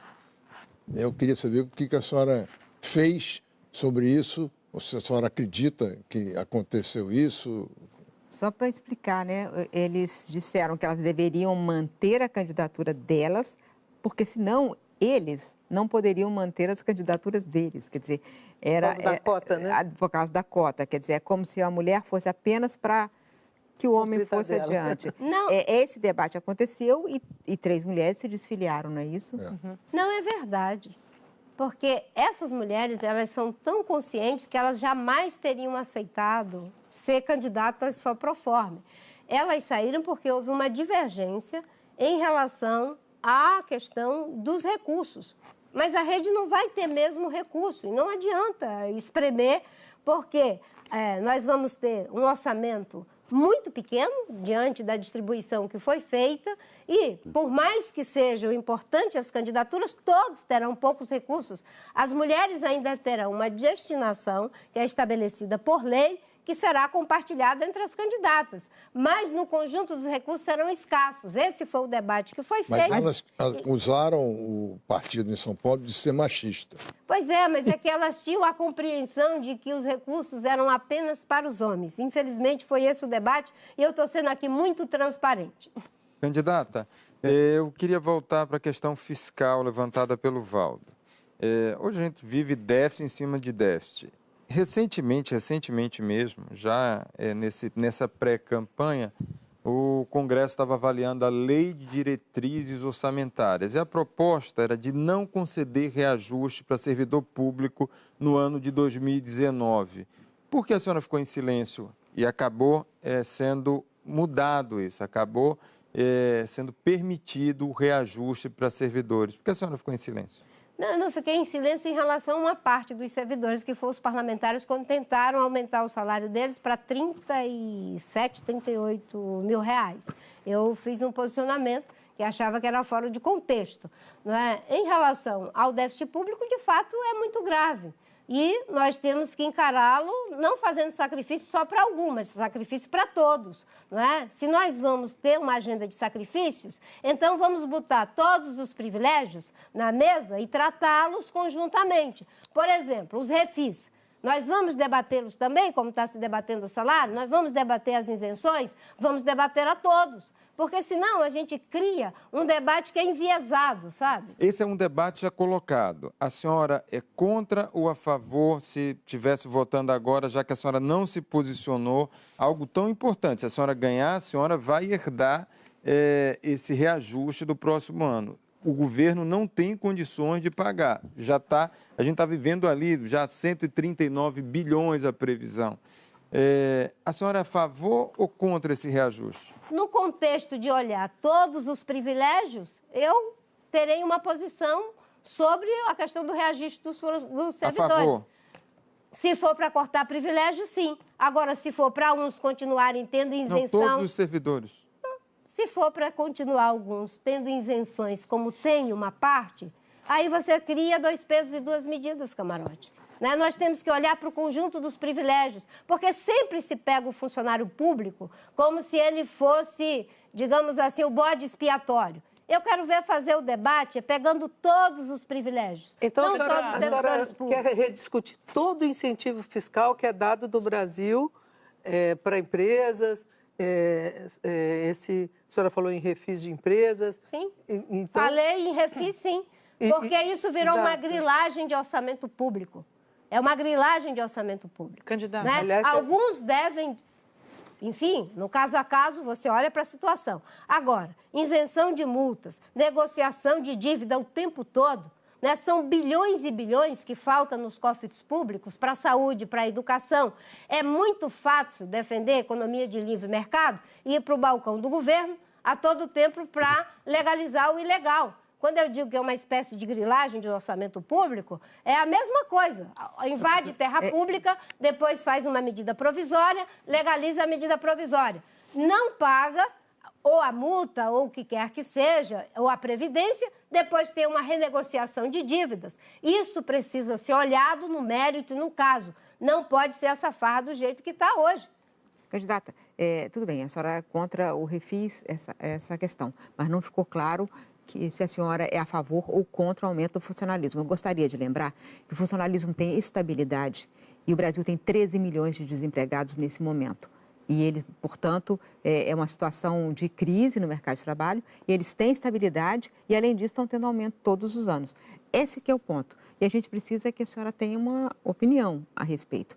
A gente já entendeu que a senhora é contra o refis, já entendeu que é contra alguns das isenções fiscais. Mas, em relação ao funcionário público, a gente não entende. Dentro do conjunto da obra, olhando para todos, os servidores públicos devem também fazer o seu sacrifício. Para o conjunto da obra. Agora, isoladamente, aí fica injusto, fica 2 pesos e 2 medidas. Se eu for governo, eu vou exigir sacrifício, mas eu vou exigir sacrifício de todos. Aliás, para os que são caloteiros e não pagam, não é nem sacrifício. Eles só vão ter que cumprir com as suas obrigações. Acho que o funcionalismo público deve, sim, também dar a sua cota de contribuição para o momento difícil do país, com certeza. Agora, não dá para pegar sempre o funcionário público como se ele fosse o bode expiatório e fazer vista grossa para o conjunto de todos os privilégios que estão aí. Candidato, eu queria mudar um pouco de assunto, falar um pouco de saúde. A senhora já falou mais de uma vez que é contra o aborto e gostaria até de, se fosse rediscutir esse assunto, propor um plebiscito. A senhora sabe que coibir não proíbe a prática, muito pelo contrário, é uma questão grave de saúde pública. Quem tem dinheiro faz, quem não tem, morre. Queria saber da senhora o seguinte, qual é a proposta da senhora para discutir esse assunto como uma questão de saúde pública? A senhora, sendo contra, pessoalmente, acha que isso não é uma questão? Não é uma proposta? Como é que a senhora avalia esse tema? Olha, Andréia, existe o aborto legal, que já está previsto em lei. O Supremo vai rediscutir agora, né? Isso, mas isso já está assegurado, certo? No caso do risco para a saúde para a mãe, no caso das crianças que não têm cérebro, no caso do estupro. Se for para ampliar, para além disso, eu defendo que seja feito um plebiscito. Mas o Supremo tem uma ação agora, do PSOL, que está lá no Supremo. O PSOL apresentou, dia 3 agora, vai abrir audiência pública para ampliar exatamente para gestantes interromperem a gravidez ali até 12 semanas. Qual a opinião da senhora sobre isso? A minha opinião, eu sou contra. E se for para ampliar, para além do que já existe, deve ser pelo um plebiscito. Eu não acho que um tema com essa complexidade, que envolve uma série de questões de ordem ética, de ordem moral, de ordem de saúde pública, de ordem religiosa, deva ser decidido por uma decisão do Supremo. É uma complexidade enorme. Mas como tratar esse assunto como uma questão de saúde pública? Porque as mulheres que não têm dinheiro morrem. Mas é saúde pública mesmo. Porque ninguém pode advogar, certo, que o aborto seja um método contraceptivo. Não é. O que as pessoas querem, o que nos une aqui, é que ninguém quer uma gravidez indesejada. A forma de não alcançar essa gravidez indesejada é uma questão de educação, é uma questão de saúde pública, mas... Como tratar isso, então? Deve tratar dentro das escolas, deve tratar dentro das famílias, deve tratar dentro da comunidade, deve tratar nos meios de comunicação. Hoje há uma grande quantidade de pessoas que ficam grávidas sem desejar. E ninguém venha me dizer que uma mulher faz aborto porque gosta de fazer aborto. Uma mulher faz aborto numa situação extrema.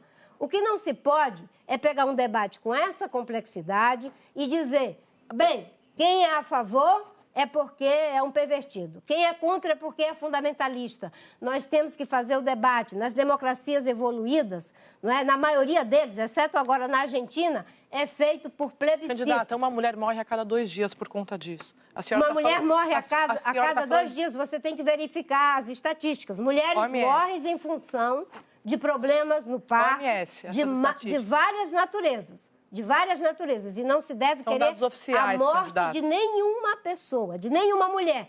Agora, não é o melhor meio. Se você me disser, uma mulher que abortou, ela deve ser presa porque abortou? Não, ela precisa de médico, ela precisa de um psicólogo, ela precisa de acolhimento. Existe um projeto, então? A senhora tem algum projeto? Eu tenho um projeto. Qual é o projeto? Se for para ampliar, eu defendo que seja por plebiscito. E esse projeto não é do Executivo. Não, esse projeto que a senhora falou para atender as mulheres. Para atender as mulheres, você tem que ter hospital. Se a mulher chega com uma situação de hemorragia porque fez uma curetagem mal feita, primeiro tem que ir atrás da clínica que fez a curetagem mal feita e punir, porque a maioria são clínicas clandestinas.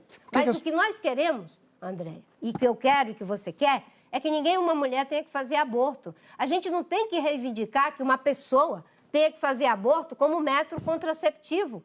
Nas situações extremas, nós já temos uma saída. Por que a senhora foi contra a questão das células-tronco? Eu tenho uma posição contrária às células-tronco. Religiosa? Isso é uma questão religiosa? Por uma questão de defesa do princípio da vida. Se eu não fosse uma pessoa cristã, eu defenderia por uma visão filosófica do mundo. E tem muita gente que não é cristão e defende também contrário por uma concepção filosófica do mundo. Aliás, tem gente que não mata nem uma muriçoca, um carapanã, correto? Então, são percepções do mundo. Mas o problema e o bom da ciência, Dávila, é que é possível resolver o problema usando células-tronco adulto. As pessoas conseguem os mesmos resultados. E eu já vi isso de vários pesquisadores e de várias pessoas sérias.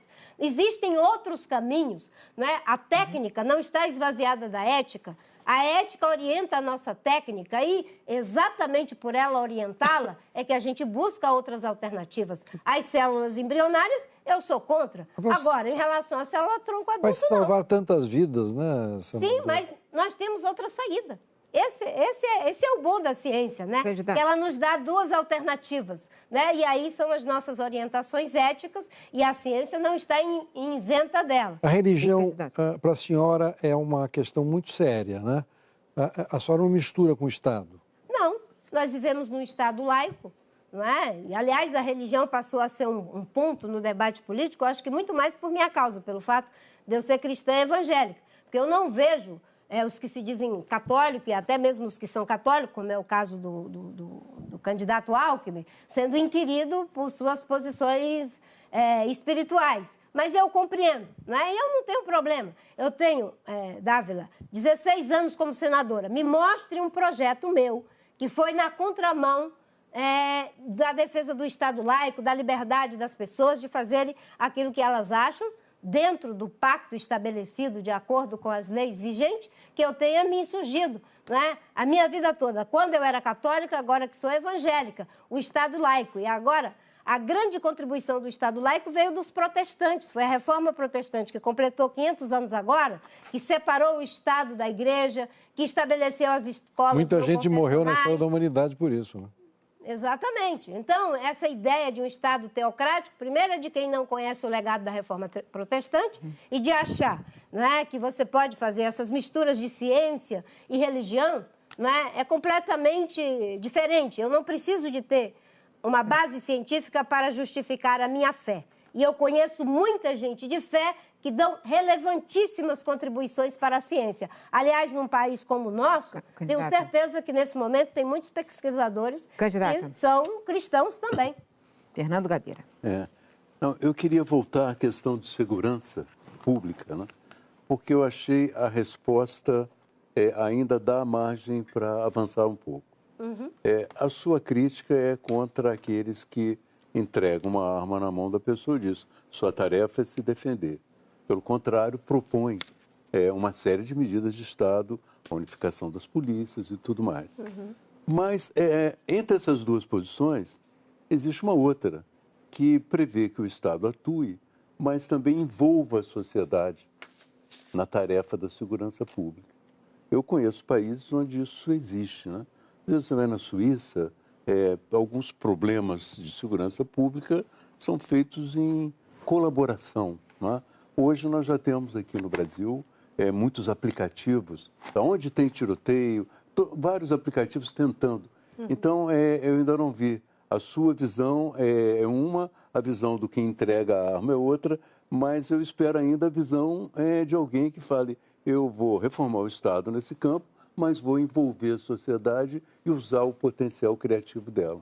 Com certeza, Gabriel. Inclusive, tem grandes contribuições já em andamento. No Rio Grande do Sul, o pessoal que trabalha com a justiça restaurativa faz exatamente isso. As experiências de justiça restaurativa, essa que envolve a comunidade na resolução de conflitos, pequenos conflitos são mediados diretamente, envolvendo o grupo da família, envolvendo a comunidade, chamando mediadores para determinados conflitos. Eu conheço, visitei inclusive no Rio Grande do Sul já essa experiência em outras regiões do Brasil. Quando eu falei que não é apenas uma questão de polícia, mas também de justiça econômica, social, cultural e, sobretudo, eu falei para o Merval, né, das relações que queremos estabelecer. Nós vamos entregar todos os conflitos para a polícia ou existem alguns que podem ser resolvidos? As penas alternativas, por exemplo, seria uma forma de reduzir a grande quantidade de pessoas que têm presas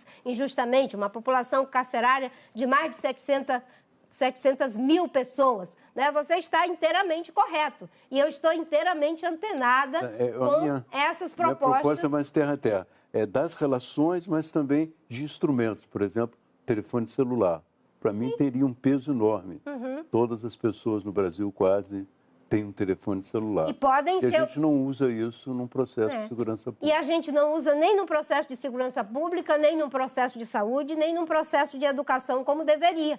Né? Nós defendemos, né, no nosso programa que nós estamos fazendo, né, o uso da tecnologia para modernizar as relações de Estado. E, com certeza, na questão da segurança pública, não é só para facilitar a abordagem efetiva para o combate ao crime quando ele já está instalado. Você tem que ter uma abordagem de segurança pública que trabalha com a prevenção, trabalha com o combate ao crime quando ele já está acontecendo e, sobretudo, com a promoção de uma relação saudável entre as pessoas umas com as outras, com as instituições, com o patrimônio uma das outras, não é?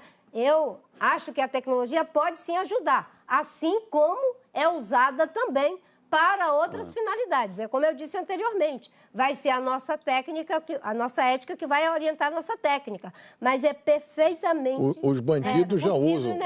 Os bandidos já usam o celular dentro da prisão. Usa mais rapidamente para... Mas tem muita gente utilizando, inclusive, para dizer onde é que tem focos de violência, como as pessoas evitar. Né? Nós temos situações dramáticas de crianças, de pessoas, quem quer que seja, sendo assassinada. Isso, né, o que nós precisamos não é, claro, usar a tecnologia para avisar, tem um tiroteio acontecendo acolá. O que nós precisamos é ter um país onde não tem o tiroteio e que, em vez das pessoas avisar que tem um tiroteio, elas possam avisar, olha, está tendo uma atividade cultural, uma atividade desportiva acolá, para outras finalidades. Mas, enquanto isso não chega, fazer o uso dessas tecnologias é perfeitamente Senão a gente vai dizer que a segurança só vai ser resolvida quando resolver as questões sociais. Não, você tem inteira razão. Coisa antes. E eu concordo inteiramente, e no nosso programa isso está contemplado, sim. Candidato, Valdo Cruz vai fazer uma pergunta.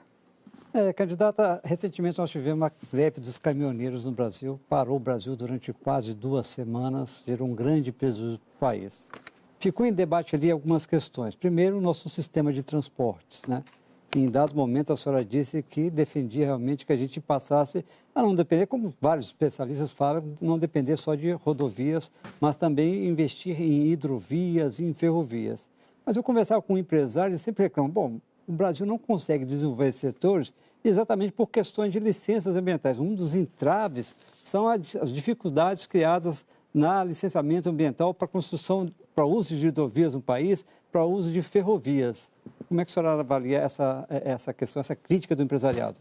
Tudo que mais o setor ambiental quer é que a gente tenha, enfim, modais diferentes para resolver o problema do transporte. Aliás, as ferrovias nos ajudariam muito a resolver os problemas de impacto ambiental que são criados pelas rodovias. As hidrovias também. Mas, obviamente, que esse discurso de que o problema tudo são as licenças ambientais, né? Inclusive no estado do Amazonas, eu deixei de ser ministra já faz 10 anos. E até hoje o pessoal, quando eu chego lá, eles dizem que a BR, a 163 não está sendo feita, a culpa é minha. Mas eles já tiveram um ministro de transporte, eles já tiveram líderes no Congresso que são do estado do Amazonas, enfim, ministro de Minas e Energia, e a estrada não saiu até hoje. Mas quando eu saí do Ministério, a licença, inclusive, da BR-364 já estava dada e que nunca entrava no PAC como obra prioritária. Tu sabe por que não entrava? Sabe por que não entrava? Porque antes de a gente fazer a licença, criando as reservas, unidades de conservação ao longo da estrada, era possível fazer grilagem. Depois que nós criamos da forma certa, aí Candidata, eles perderam o interesse pela estrada. Sim. E na questão imediata, sobre essa questão da greve dos caminhoneiros, sim. Qual seria a sua postura em relação ao que aconteceu no país? O governo do presidente Michel Temer foi muito criticado pela demora em reagir, em demonstrar autoridade. A senhora acha que faltou autoridade do governo em relação a essa greve? A senhora agiria de forma diferente do presidente Michel Temer? Uma segunda pergunta, a questão do controle do preço dos combustíveis. Criticou-se muito naquele momento, a questão dos preços subiram muito. Alguns setores, dentro do próprio governo, defenderam o controle do preço de combustíveis. Sua posição sobre essas duas questões. A senhora agiria de forma diferente em relação à greve dos caminhoneiros? E a senhora defende um controle sobre o preço de combustíveis? Diferente do Temer? Completamente diferente. Completamente diferente. Como é que seria? Diferente como? Ele recebeu a pauta de reivindicação bem antes. Né? Não só foi incompetente, como foi imprevidente.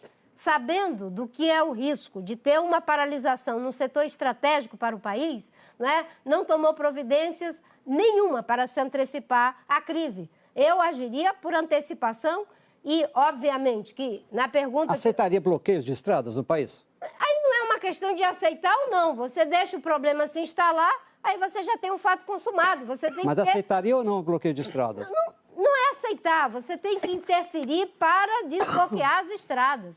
Mas isso não precisa ser feito com violência. Aliás, os órgãos de segurança, o Exército, todo mundo que se mobilizou, por conta própria até, pensando no país, porque esse governo não tem credibilidade convocatória, ajudou a resolver o problema da crise, mas só quando ela estava instalada, tomando fôlego da situação. O que precisa ter, no caso dos combustíveis, é uma atitude não dogmática. Aliás, o Brasil já pagou preço pelas duas posturas dogmáticas, tanto a dogmática contra o mercado, com a Dilma, e a dogmática pró-mercado, agora no caso da Petrobras.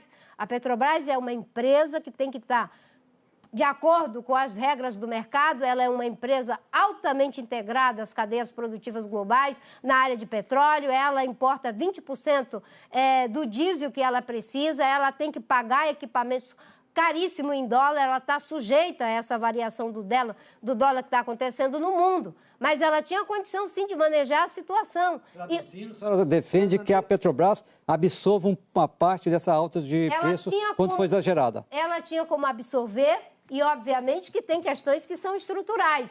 Hoje, uma boa parte da composição do preço tem a ver com impostos que são cobrados, inclusive, a guerra fiscal que existe nos estados. Mas isso é uma parte, até porque a isenção para combustível fóssil não é uma boa saída.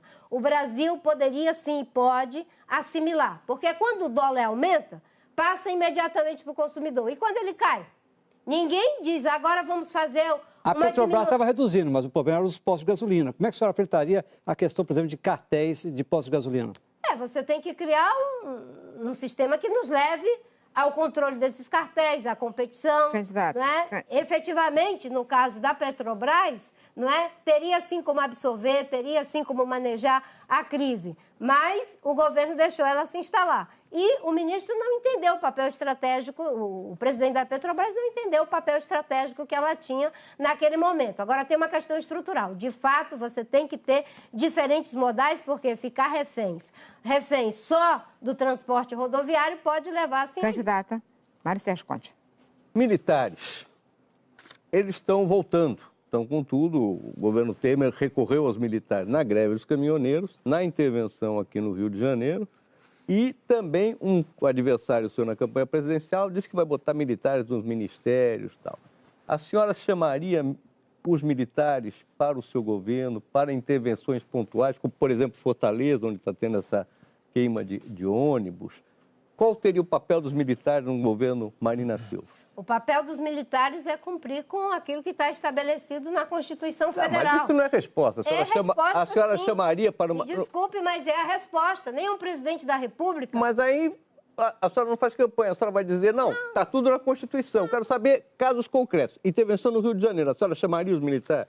No caso do Rio de Janeiro, Conte, não tinha saída. O governo se declarou incompetente nas finanças, depois se declarou incompetente na segurança e era a medida extrema a ser tomada. Ninguém ia deixar a população... E deu certo. E ninguém ia deixar a população do Rio de Janeiro entregue à sua própria sorte. Né? Não tinha como dar certo. Há um esforço que está sendo feito que deve ser reconhecido. Inclusive, não agindo atabalhoadamente. Mas não é a saída. O problema da segurança pública é que diferentes governos, de Itamar a Lula, a Collor a Fernando Henrique, de Fernando Henrique a Lula, de Lula a Dilma Temer, nós temos o governo federal de costas para o problema da segurança pública. E até nos estados onde a gente tinha uma melhora, que foi no caso de Pernambuco, com aquele movimento que foi feito pelo Eduardo Campos, acabou tudo. Mas os militares teriam um papel a desempenhar na questão da segurança? Eles têm um papel já, a Força Nacional, que ajuda em determinadas situações. Existem mecanismos legais que não seja a medida extrema da intervenção militar. E, aliás, não se pode fazer uso político das Forças Armadas, porque as Forças Armadas, elas têm duas coisas. Primeiro, ela deve ser usada em situações extremas de guerra, para uma situação extrema. Ela é uma força real e uma força simbólica. Quando ela se desmoraliza, o que é que resta? Esse cuidado tem que ter, senão não resta mais nada. Na intervenção, o Exército foi desmoralizado ou não? Não, da forma como está sendo feito, não. Certo? Eles estão fazendo uma intervenção no Rio de Janeiro, numa situação atípica, que foi o próprio governador que consentiu que assim acontecesse. E a população não podia ficar na mão do crime, de tudo que estava acontecendo no Rio de Janeiro. Agora, fazer com que isso vire um hábito, o uso político das Forças Armadas, nem o Exército quer, ninguém quer isso. Né? E qualquer presidente da República, qualquer governador, se quer governar, ele tem que controlar finanças e segurança. Sem isso, ele vira apenas decoração. Candidata Cristiana Lobo. Candidata, o Brasil recuou nesses últimos anos em várias áreas. Nós temos uma bomba fiscal que já tratamos aqui para explodir ainda mais. A senhora acabou de citar o caso da segurança em Pernambuco, que havia melhorado, piorou. A saúde pública tinha melhorado no sentido da redução da mortalidade infantil, voltou a piorar. Doenças como o sarampo voltaram a aparecer, sobretudo na sua região. Que tipo de ação que a senhora tomaria logo de cara, se vencesse as eleições, para recolocar o país na trilha, enfim, reposicionar o país, porque nós regredimos em tudo. Eu não sei quanto tempo nós vamos demorar para chegar onde estivemos já. De cara, você tem que resolver o problema da regressão política. Boa parte dos problemas que a gente enfrenta é pela regressão política. Nós regredimos ao ponto, não é, de que aqueles que se preocuparam com o projeto de poder mais do que com o projeto de país, o ganho que nós tínhamos alcançado em saúde, educação, segurança pública, emprego, nós perdemos tudo. Né? Resolver o problema da regressão política está entregue aos 200 milhões de brasileiros que agora têm a oportunidade.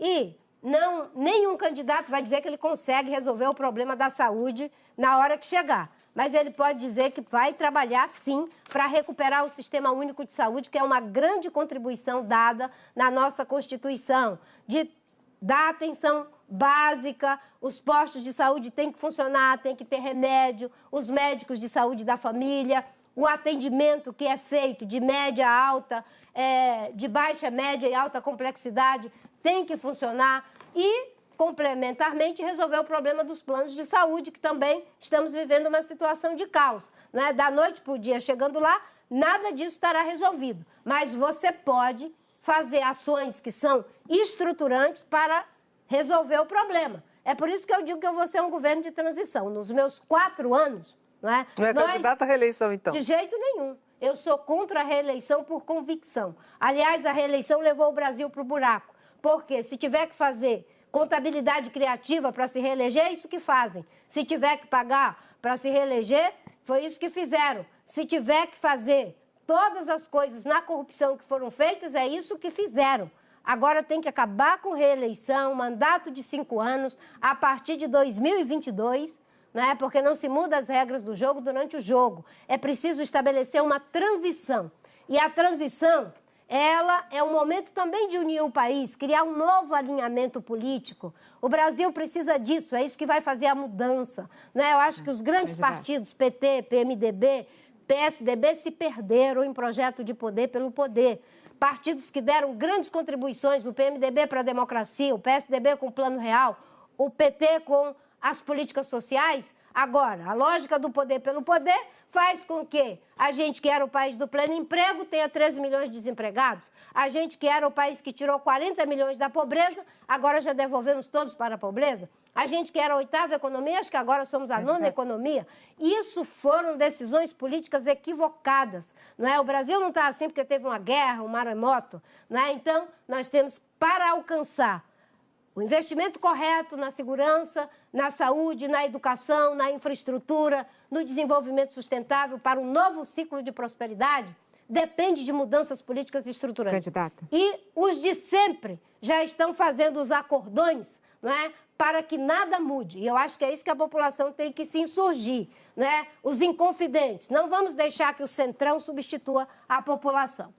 Candidata, o Merval vai fazer uma pergunta, mas daqui a pouco a gente faz mais um rápido intervalo e volta já com o 3º bloco da entrevista com Marina Silva. Até já.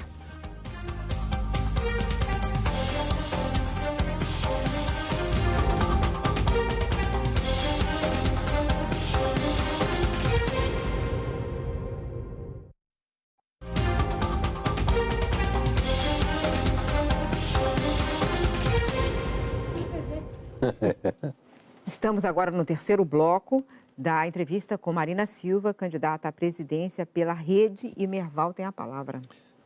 Queria voltar a uma resposta que você deu, falando sobre a crise dos refugiados no mundo, e disse que aqui no Brasil a gente não tem esse problema.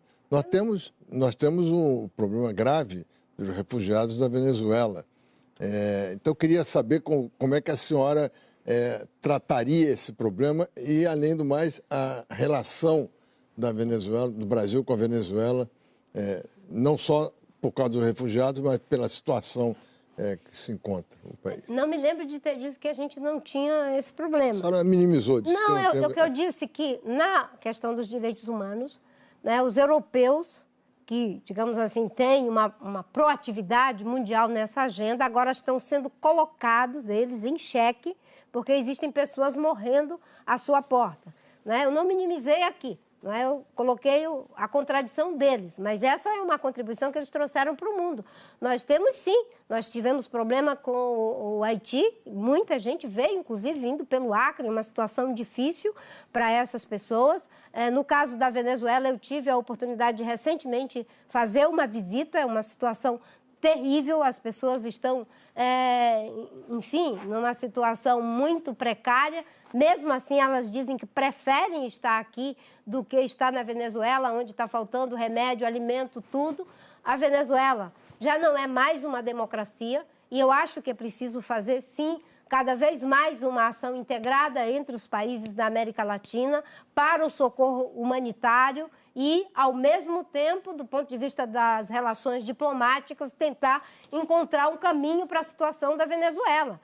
Eu não advogo, em hipótese alguma, que a Venezuela é um país onde a democracia ainda acontece. Pelo contrário, foi uma eleição com milícia e militares intimidando a população, aonde a oposição é presa e aonde as pessoas que estão morrendo hoje de fome por falta de remédio, fragilizadas completamente, estão entregues à própria sorte. Acho que devemos, sim, ter uma atitude do ponto de vista diplomático, trabalhar para encontrar uma saída. E houve uma negligência em relação ao que estava acontecendo na Venezuela. Aquilo foi uma tragédia democrática anunciada e, consequentemente, agora estamos pagando um preço, de como receber esses refugiados. Mas tudo indica que vai ficar muito pior. A previsão da inflação é de 1 milhão%. Então, nós teremos grandes dificuldades. Como é que você vê essas grandes dificuldades? Como nós devemos nos comportar, uma vez que os Estados Unidos não querem partilhar esse problema conosco? Eles não querem que os venezuelanos sigam para lá. Eu acho que nós podemos ainda trabalhar muito, o Brasil, enfim, o Chile, a Argentina, a Colômbia, todos juntos, trabalhar para a gente encontrar o caminho de saída para a situação dramática que se encontra a Venezuela. E, obviamente, que não podemos... Aí sim entra a questão da relativização dos valores. Quanto mais existem pessoas relativizando o que o Maduro está fazendo, pior será para encontrar o caminho. Muita gente diz, vai fazer bloqueio econômico. Se fizer bloqueio, quem paga o preço é a população. Por isso tem que ser uma saída negociada, uma saída diplomática, porque a situação se agrava e, obviamente, que o Brasil, como o país e a importância que tem na América Latina, deveria ter liderado pelo exemplo o processo. Não fez por alinhamentos políticos a priori. É por isso que eu digo, a diplomacia brasileira não pode ser partidarizada. Ela tem que ser uma diplomacia de Estado, defender os interesses do Estado, olhando para a tradição histórica do Estado brasileiro. Candidata, nós separamos um trecho de uma entrevista que a senhora concedeu a Renata Lopretti, aqui na Globo News, durante a campanha de 2014. A senhora falava sobre CPMF. Vamos ver. Eu, por exemplo, quando era senadora, quando foi a discussão da CPMF, naquele contexto, o PT não queria que aprovasse a CPMF. Mas pensando nos brasileiros, eu votei na CPMF para melhorar a saúde. Uhum. Candidata, nós temos os registros das votações da CPMF no Senado e a gente já fez uma arte aí para mostrar.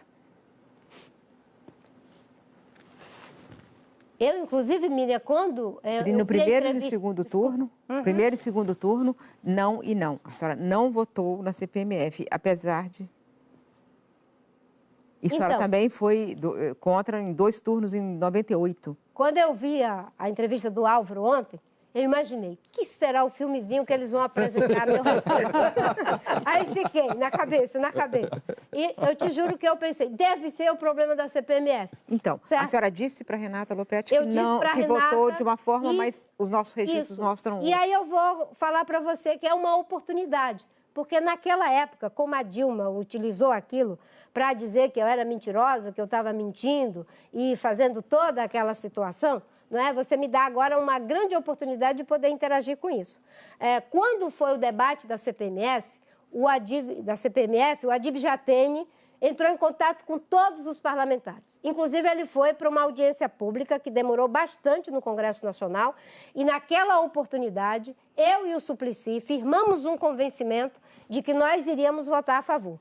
Chegamos a fazer uma carta para a direção do PT que tinha fechado questão em votar contra.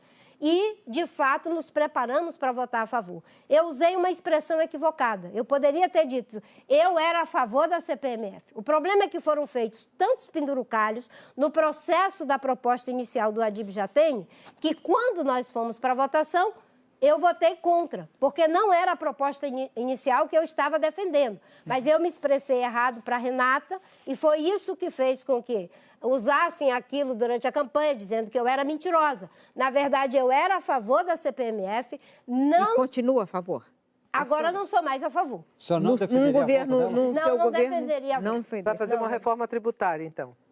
Vamos fazer, sim, uma reforma tributária. Nós vivemos uma e já crise tem os fiscal. princípios da reforma tributária que eu vou fazer. Eu fui a primeira aí no Bernardo Api, que tem o Centro de Cidadania Fiscal.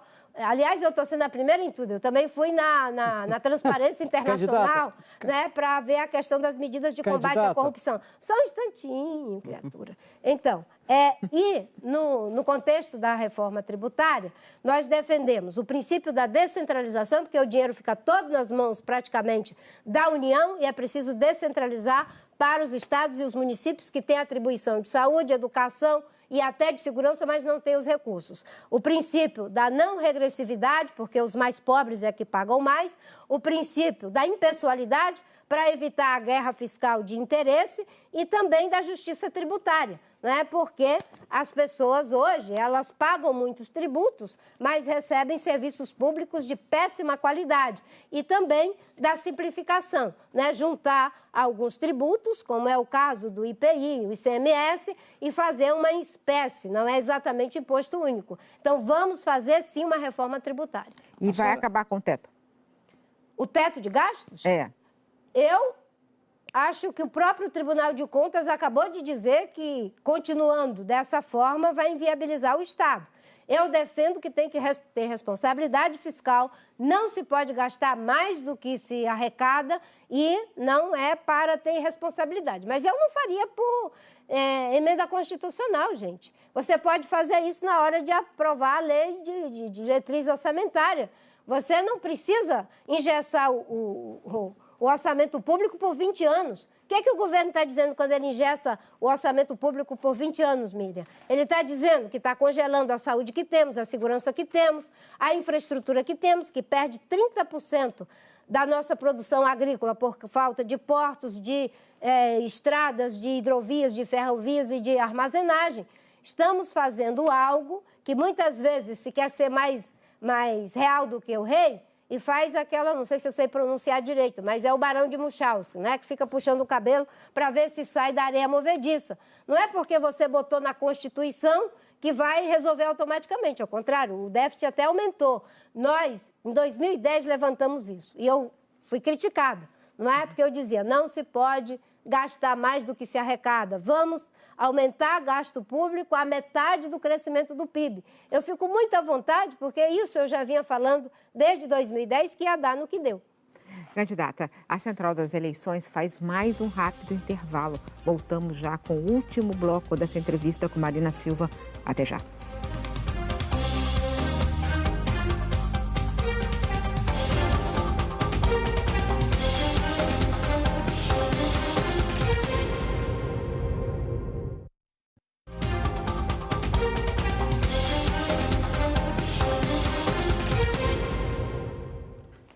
A Central das Eleições está de volta para o último bloco da entrevista com Marina Silva, pré-candidata à presidência da República pela Rede.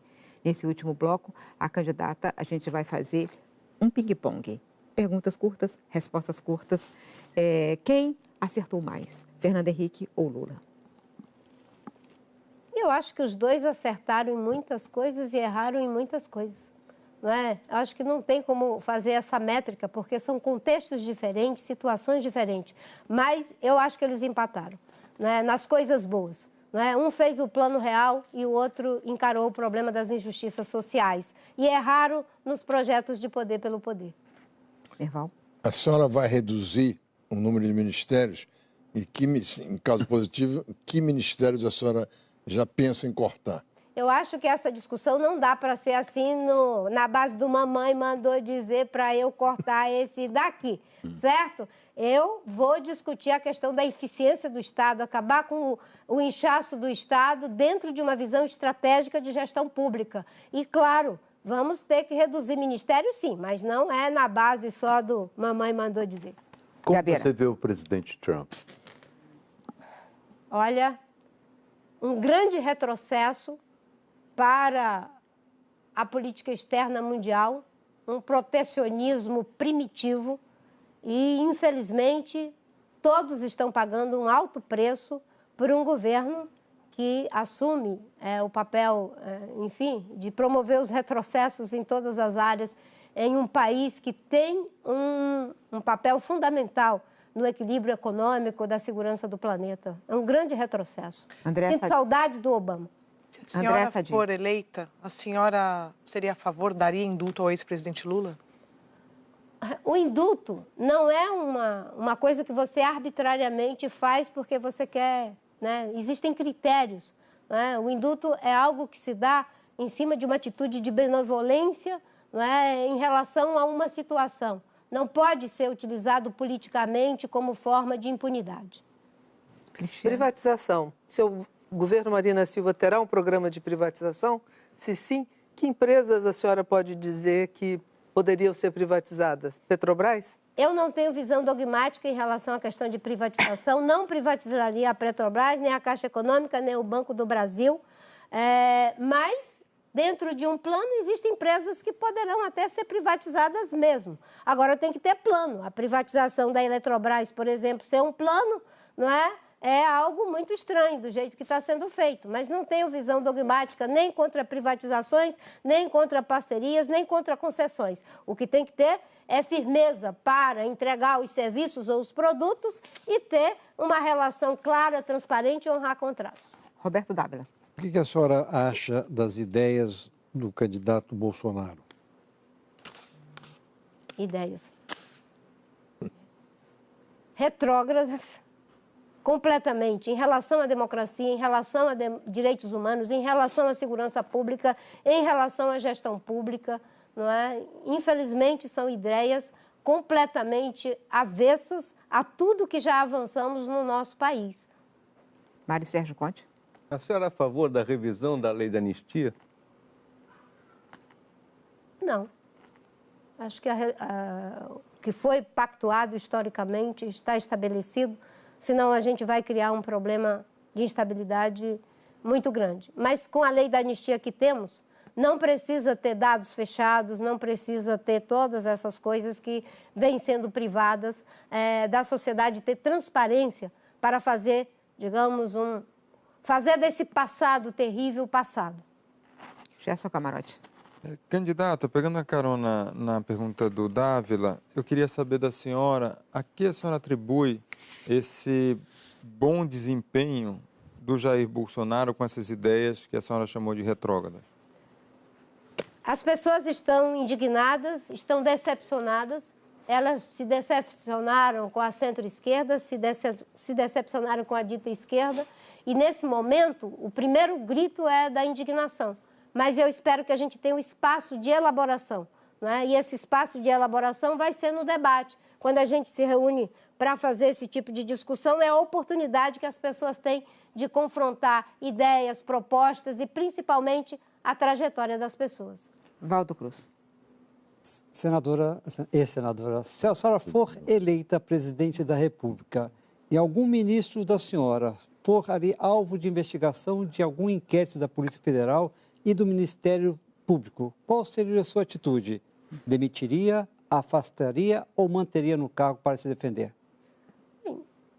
Um caso de livre provimento da alta responsabilidade do presidente da República, se você tem fatos, indícios que são bastante relevantes, não tem por que ficar à frente da gestão pública, até pelo bem do próprio ministro, para que ele possa se defender. É claro que eu não defendo nenhum ato sumário, não é? Não teria uma atitude irresponsável de que qualquer atitude denuncista já me levaria a tirar o ministro. mas existem determinadas circunstâncias que, mesmo antes de concluir a investigação, você pode sim tirar o ministro, afastar o ministro ou demitir o ministro. Candidata, estamos chegando ao final desse programa e eu quero fazer a pergunta que a Rede Globo tem feito aos brasileiros em geral, né? Que Brasil a senhora quer para o futuro? Eu quero um Brasil onde uma criança como Marcos Vinícius, da favela da Maré, não seja morto quando ia para a escola.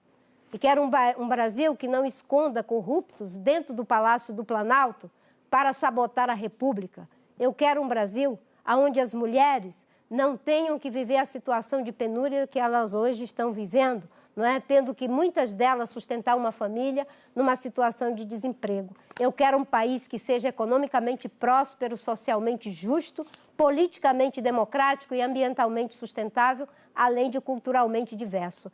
Esse é o meu ideal de país. Obrigada, candidata. A Central das Eleições está terminando agora. Eu agradeço mais uma vez a pré-candidata à presidência da República pela rede, Marina Silva. Muito obrigada, candidata. Agradeço ainda ao nosso time de entrevistadores da Globo News e muito obrigada a você, telespectador, que nos acompanhou nessa segunda entrevista da nossa Central das Eleições. Amanhã nós vamos receber aqui Ciro Gomes, candidato pelo PDT. Até lá e uma boa noite.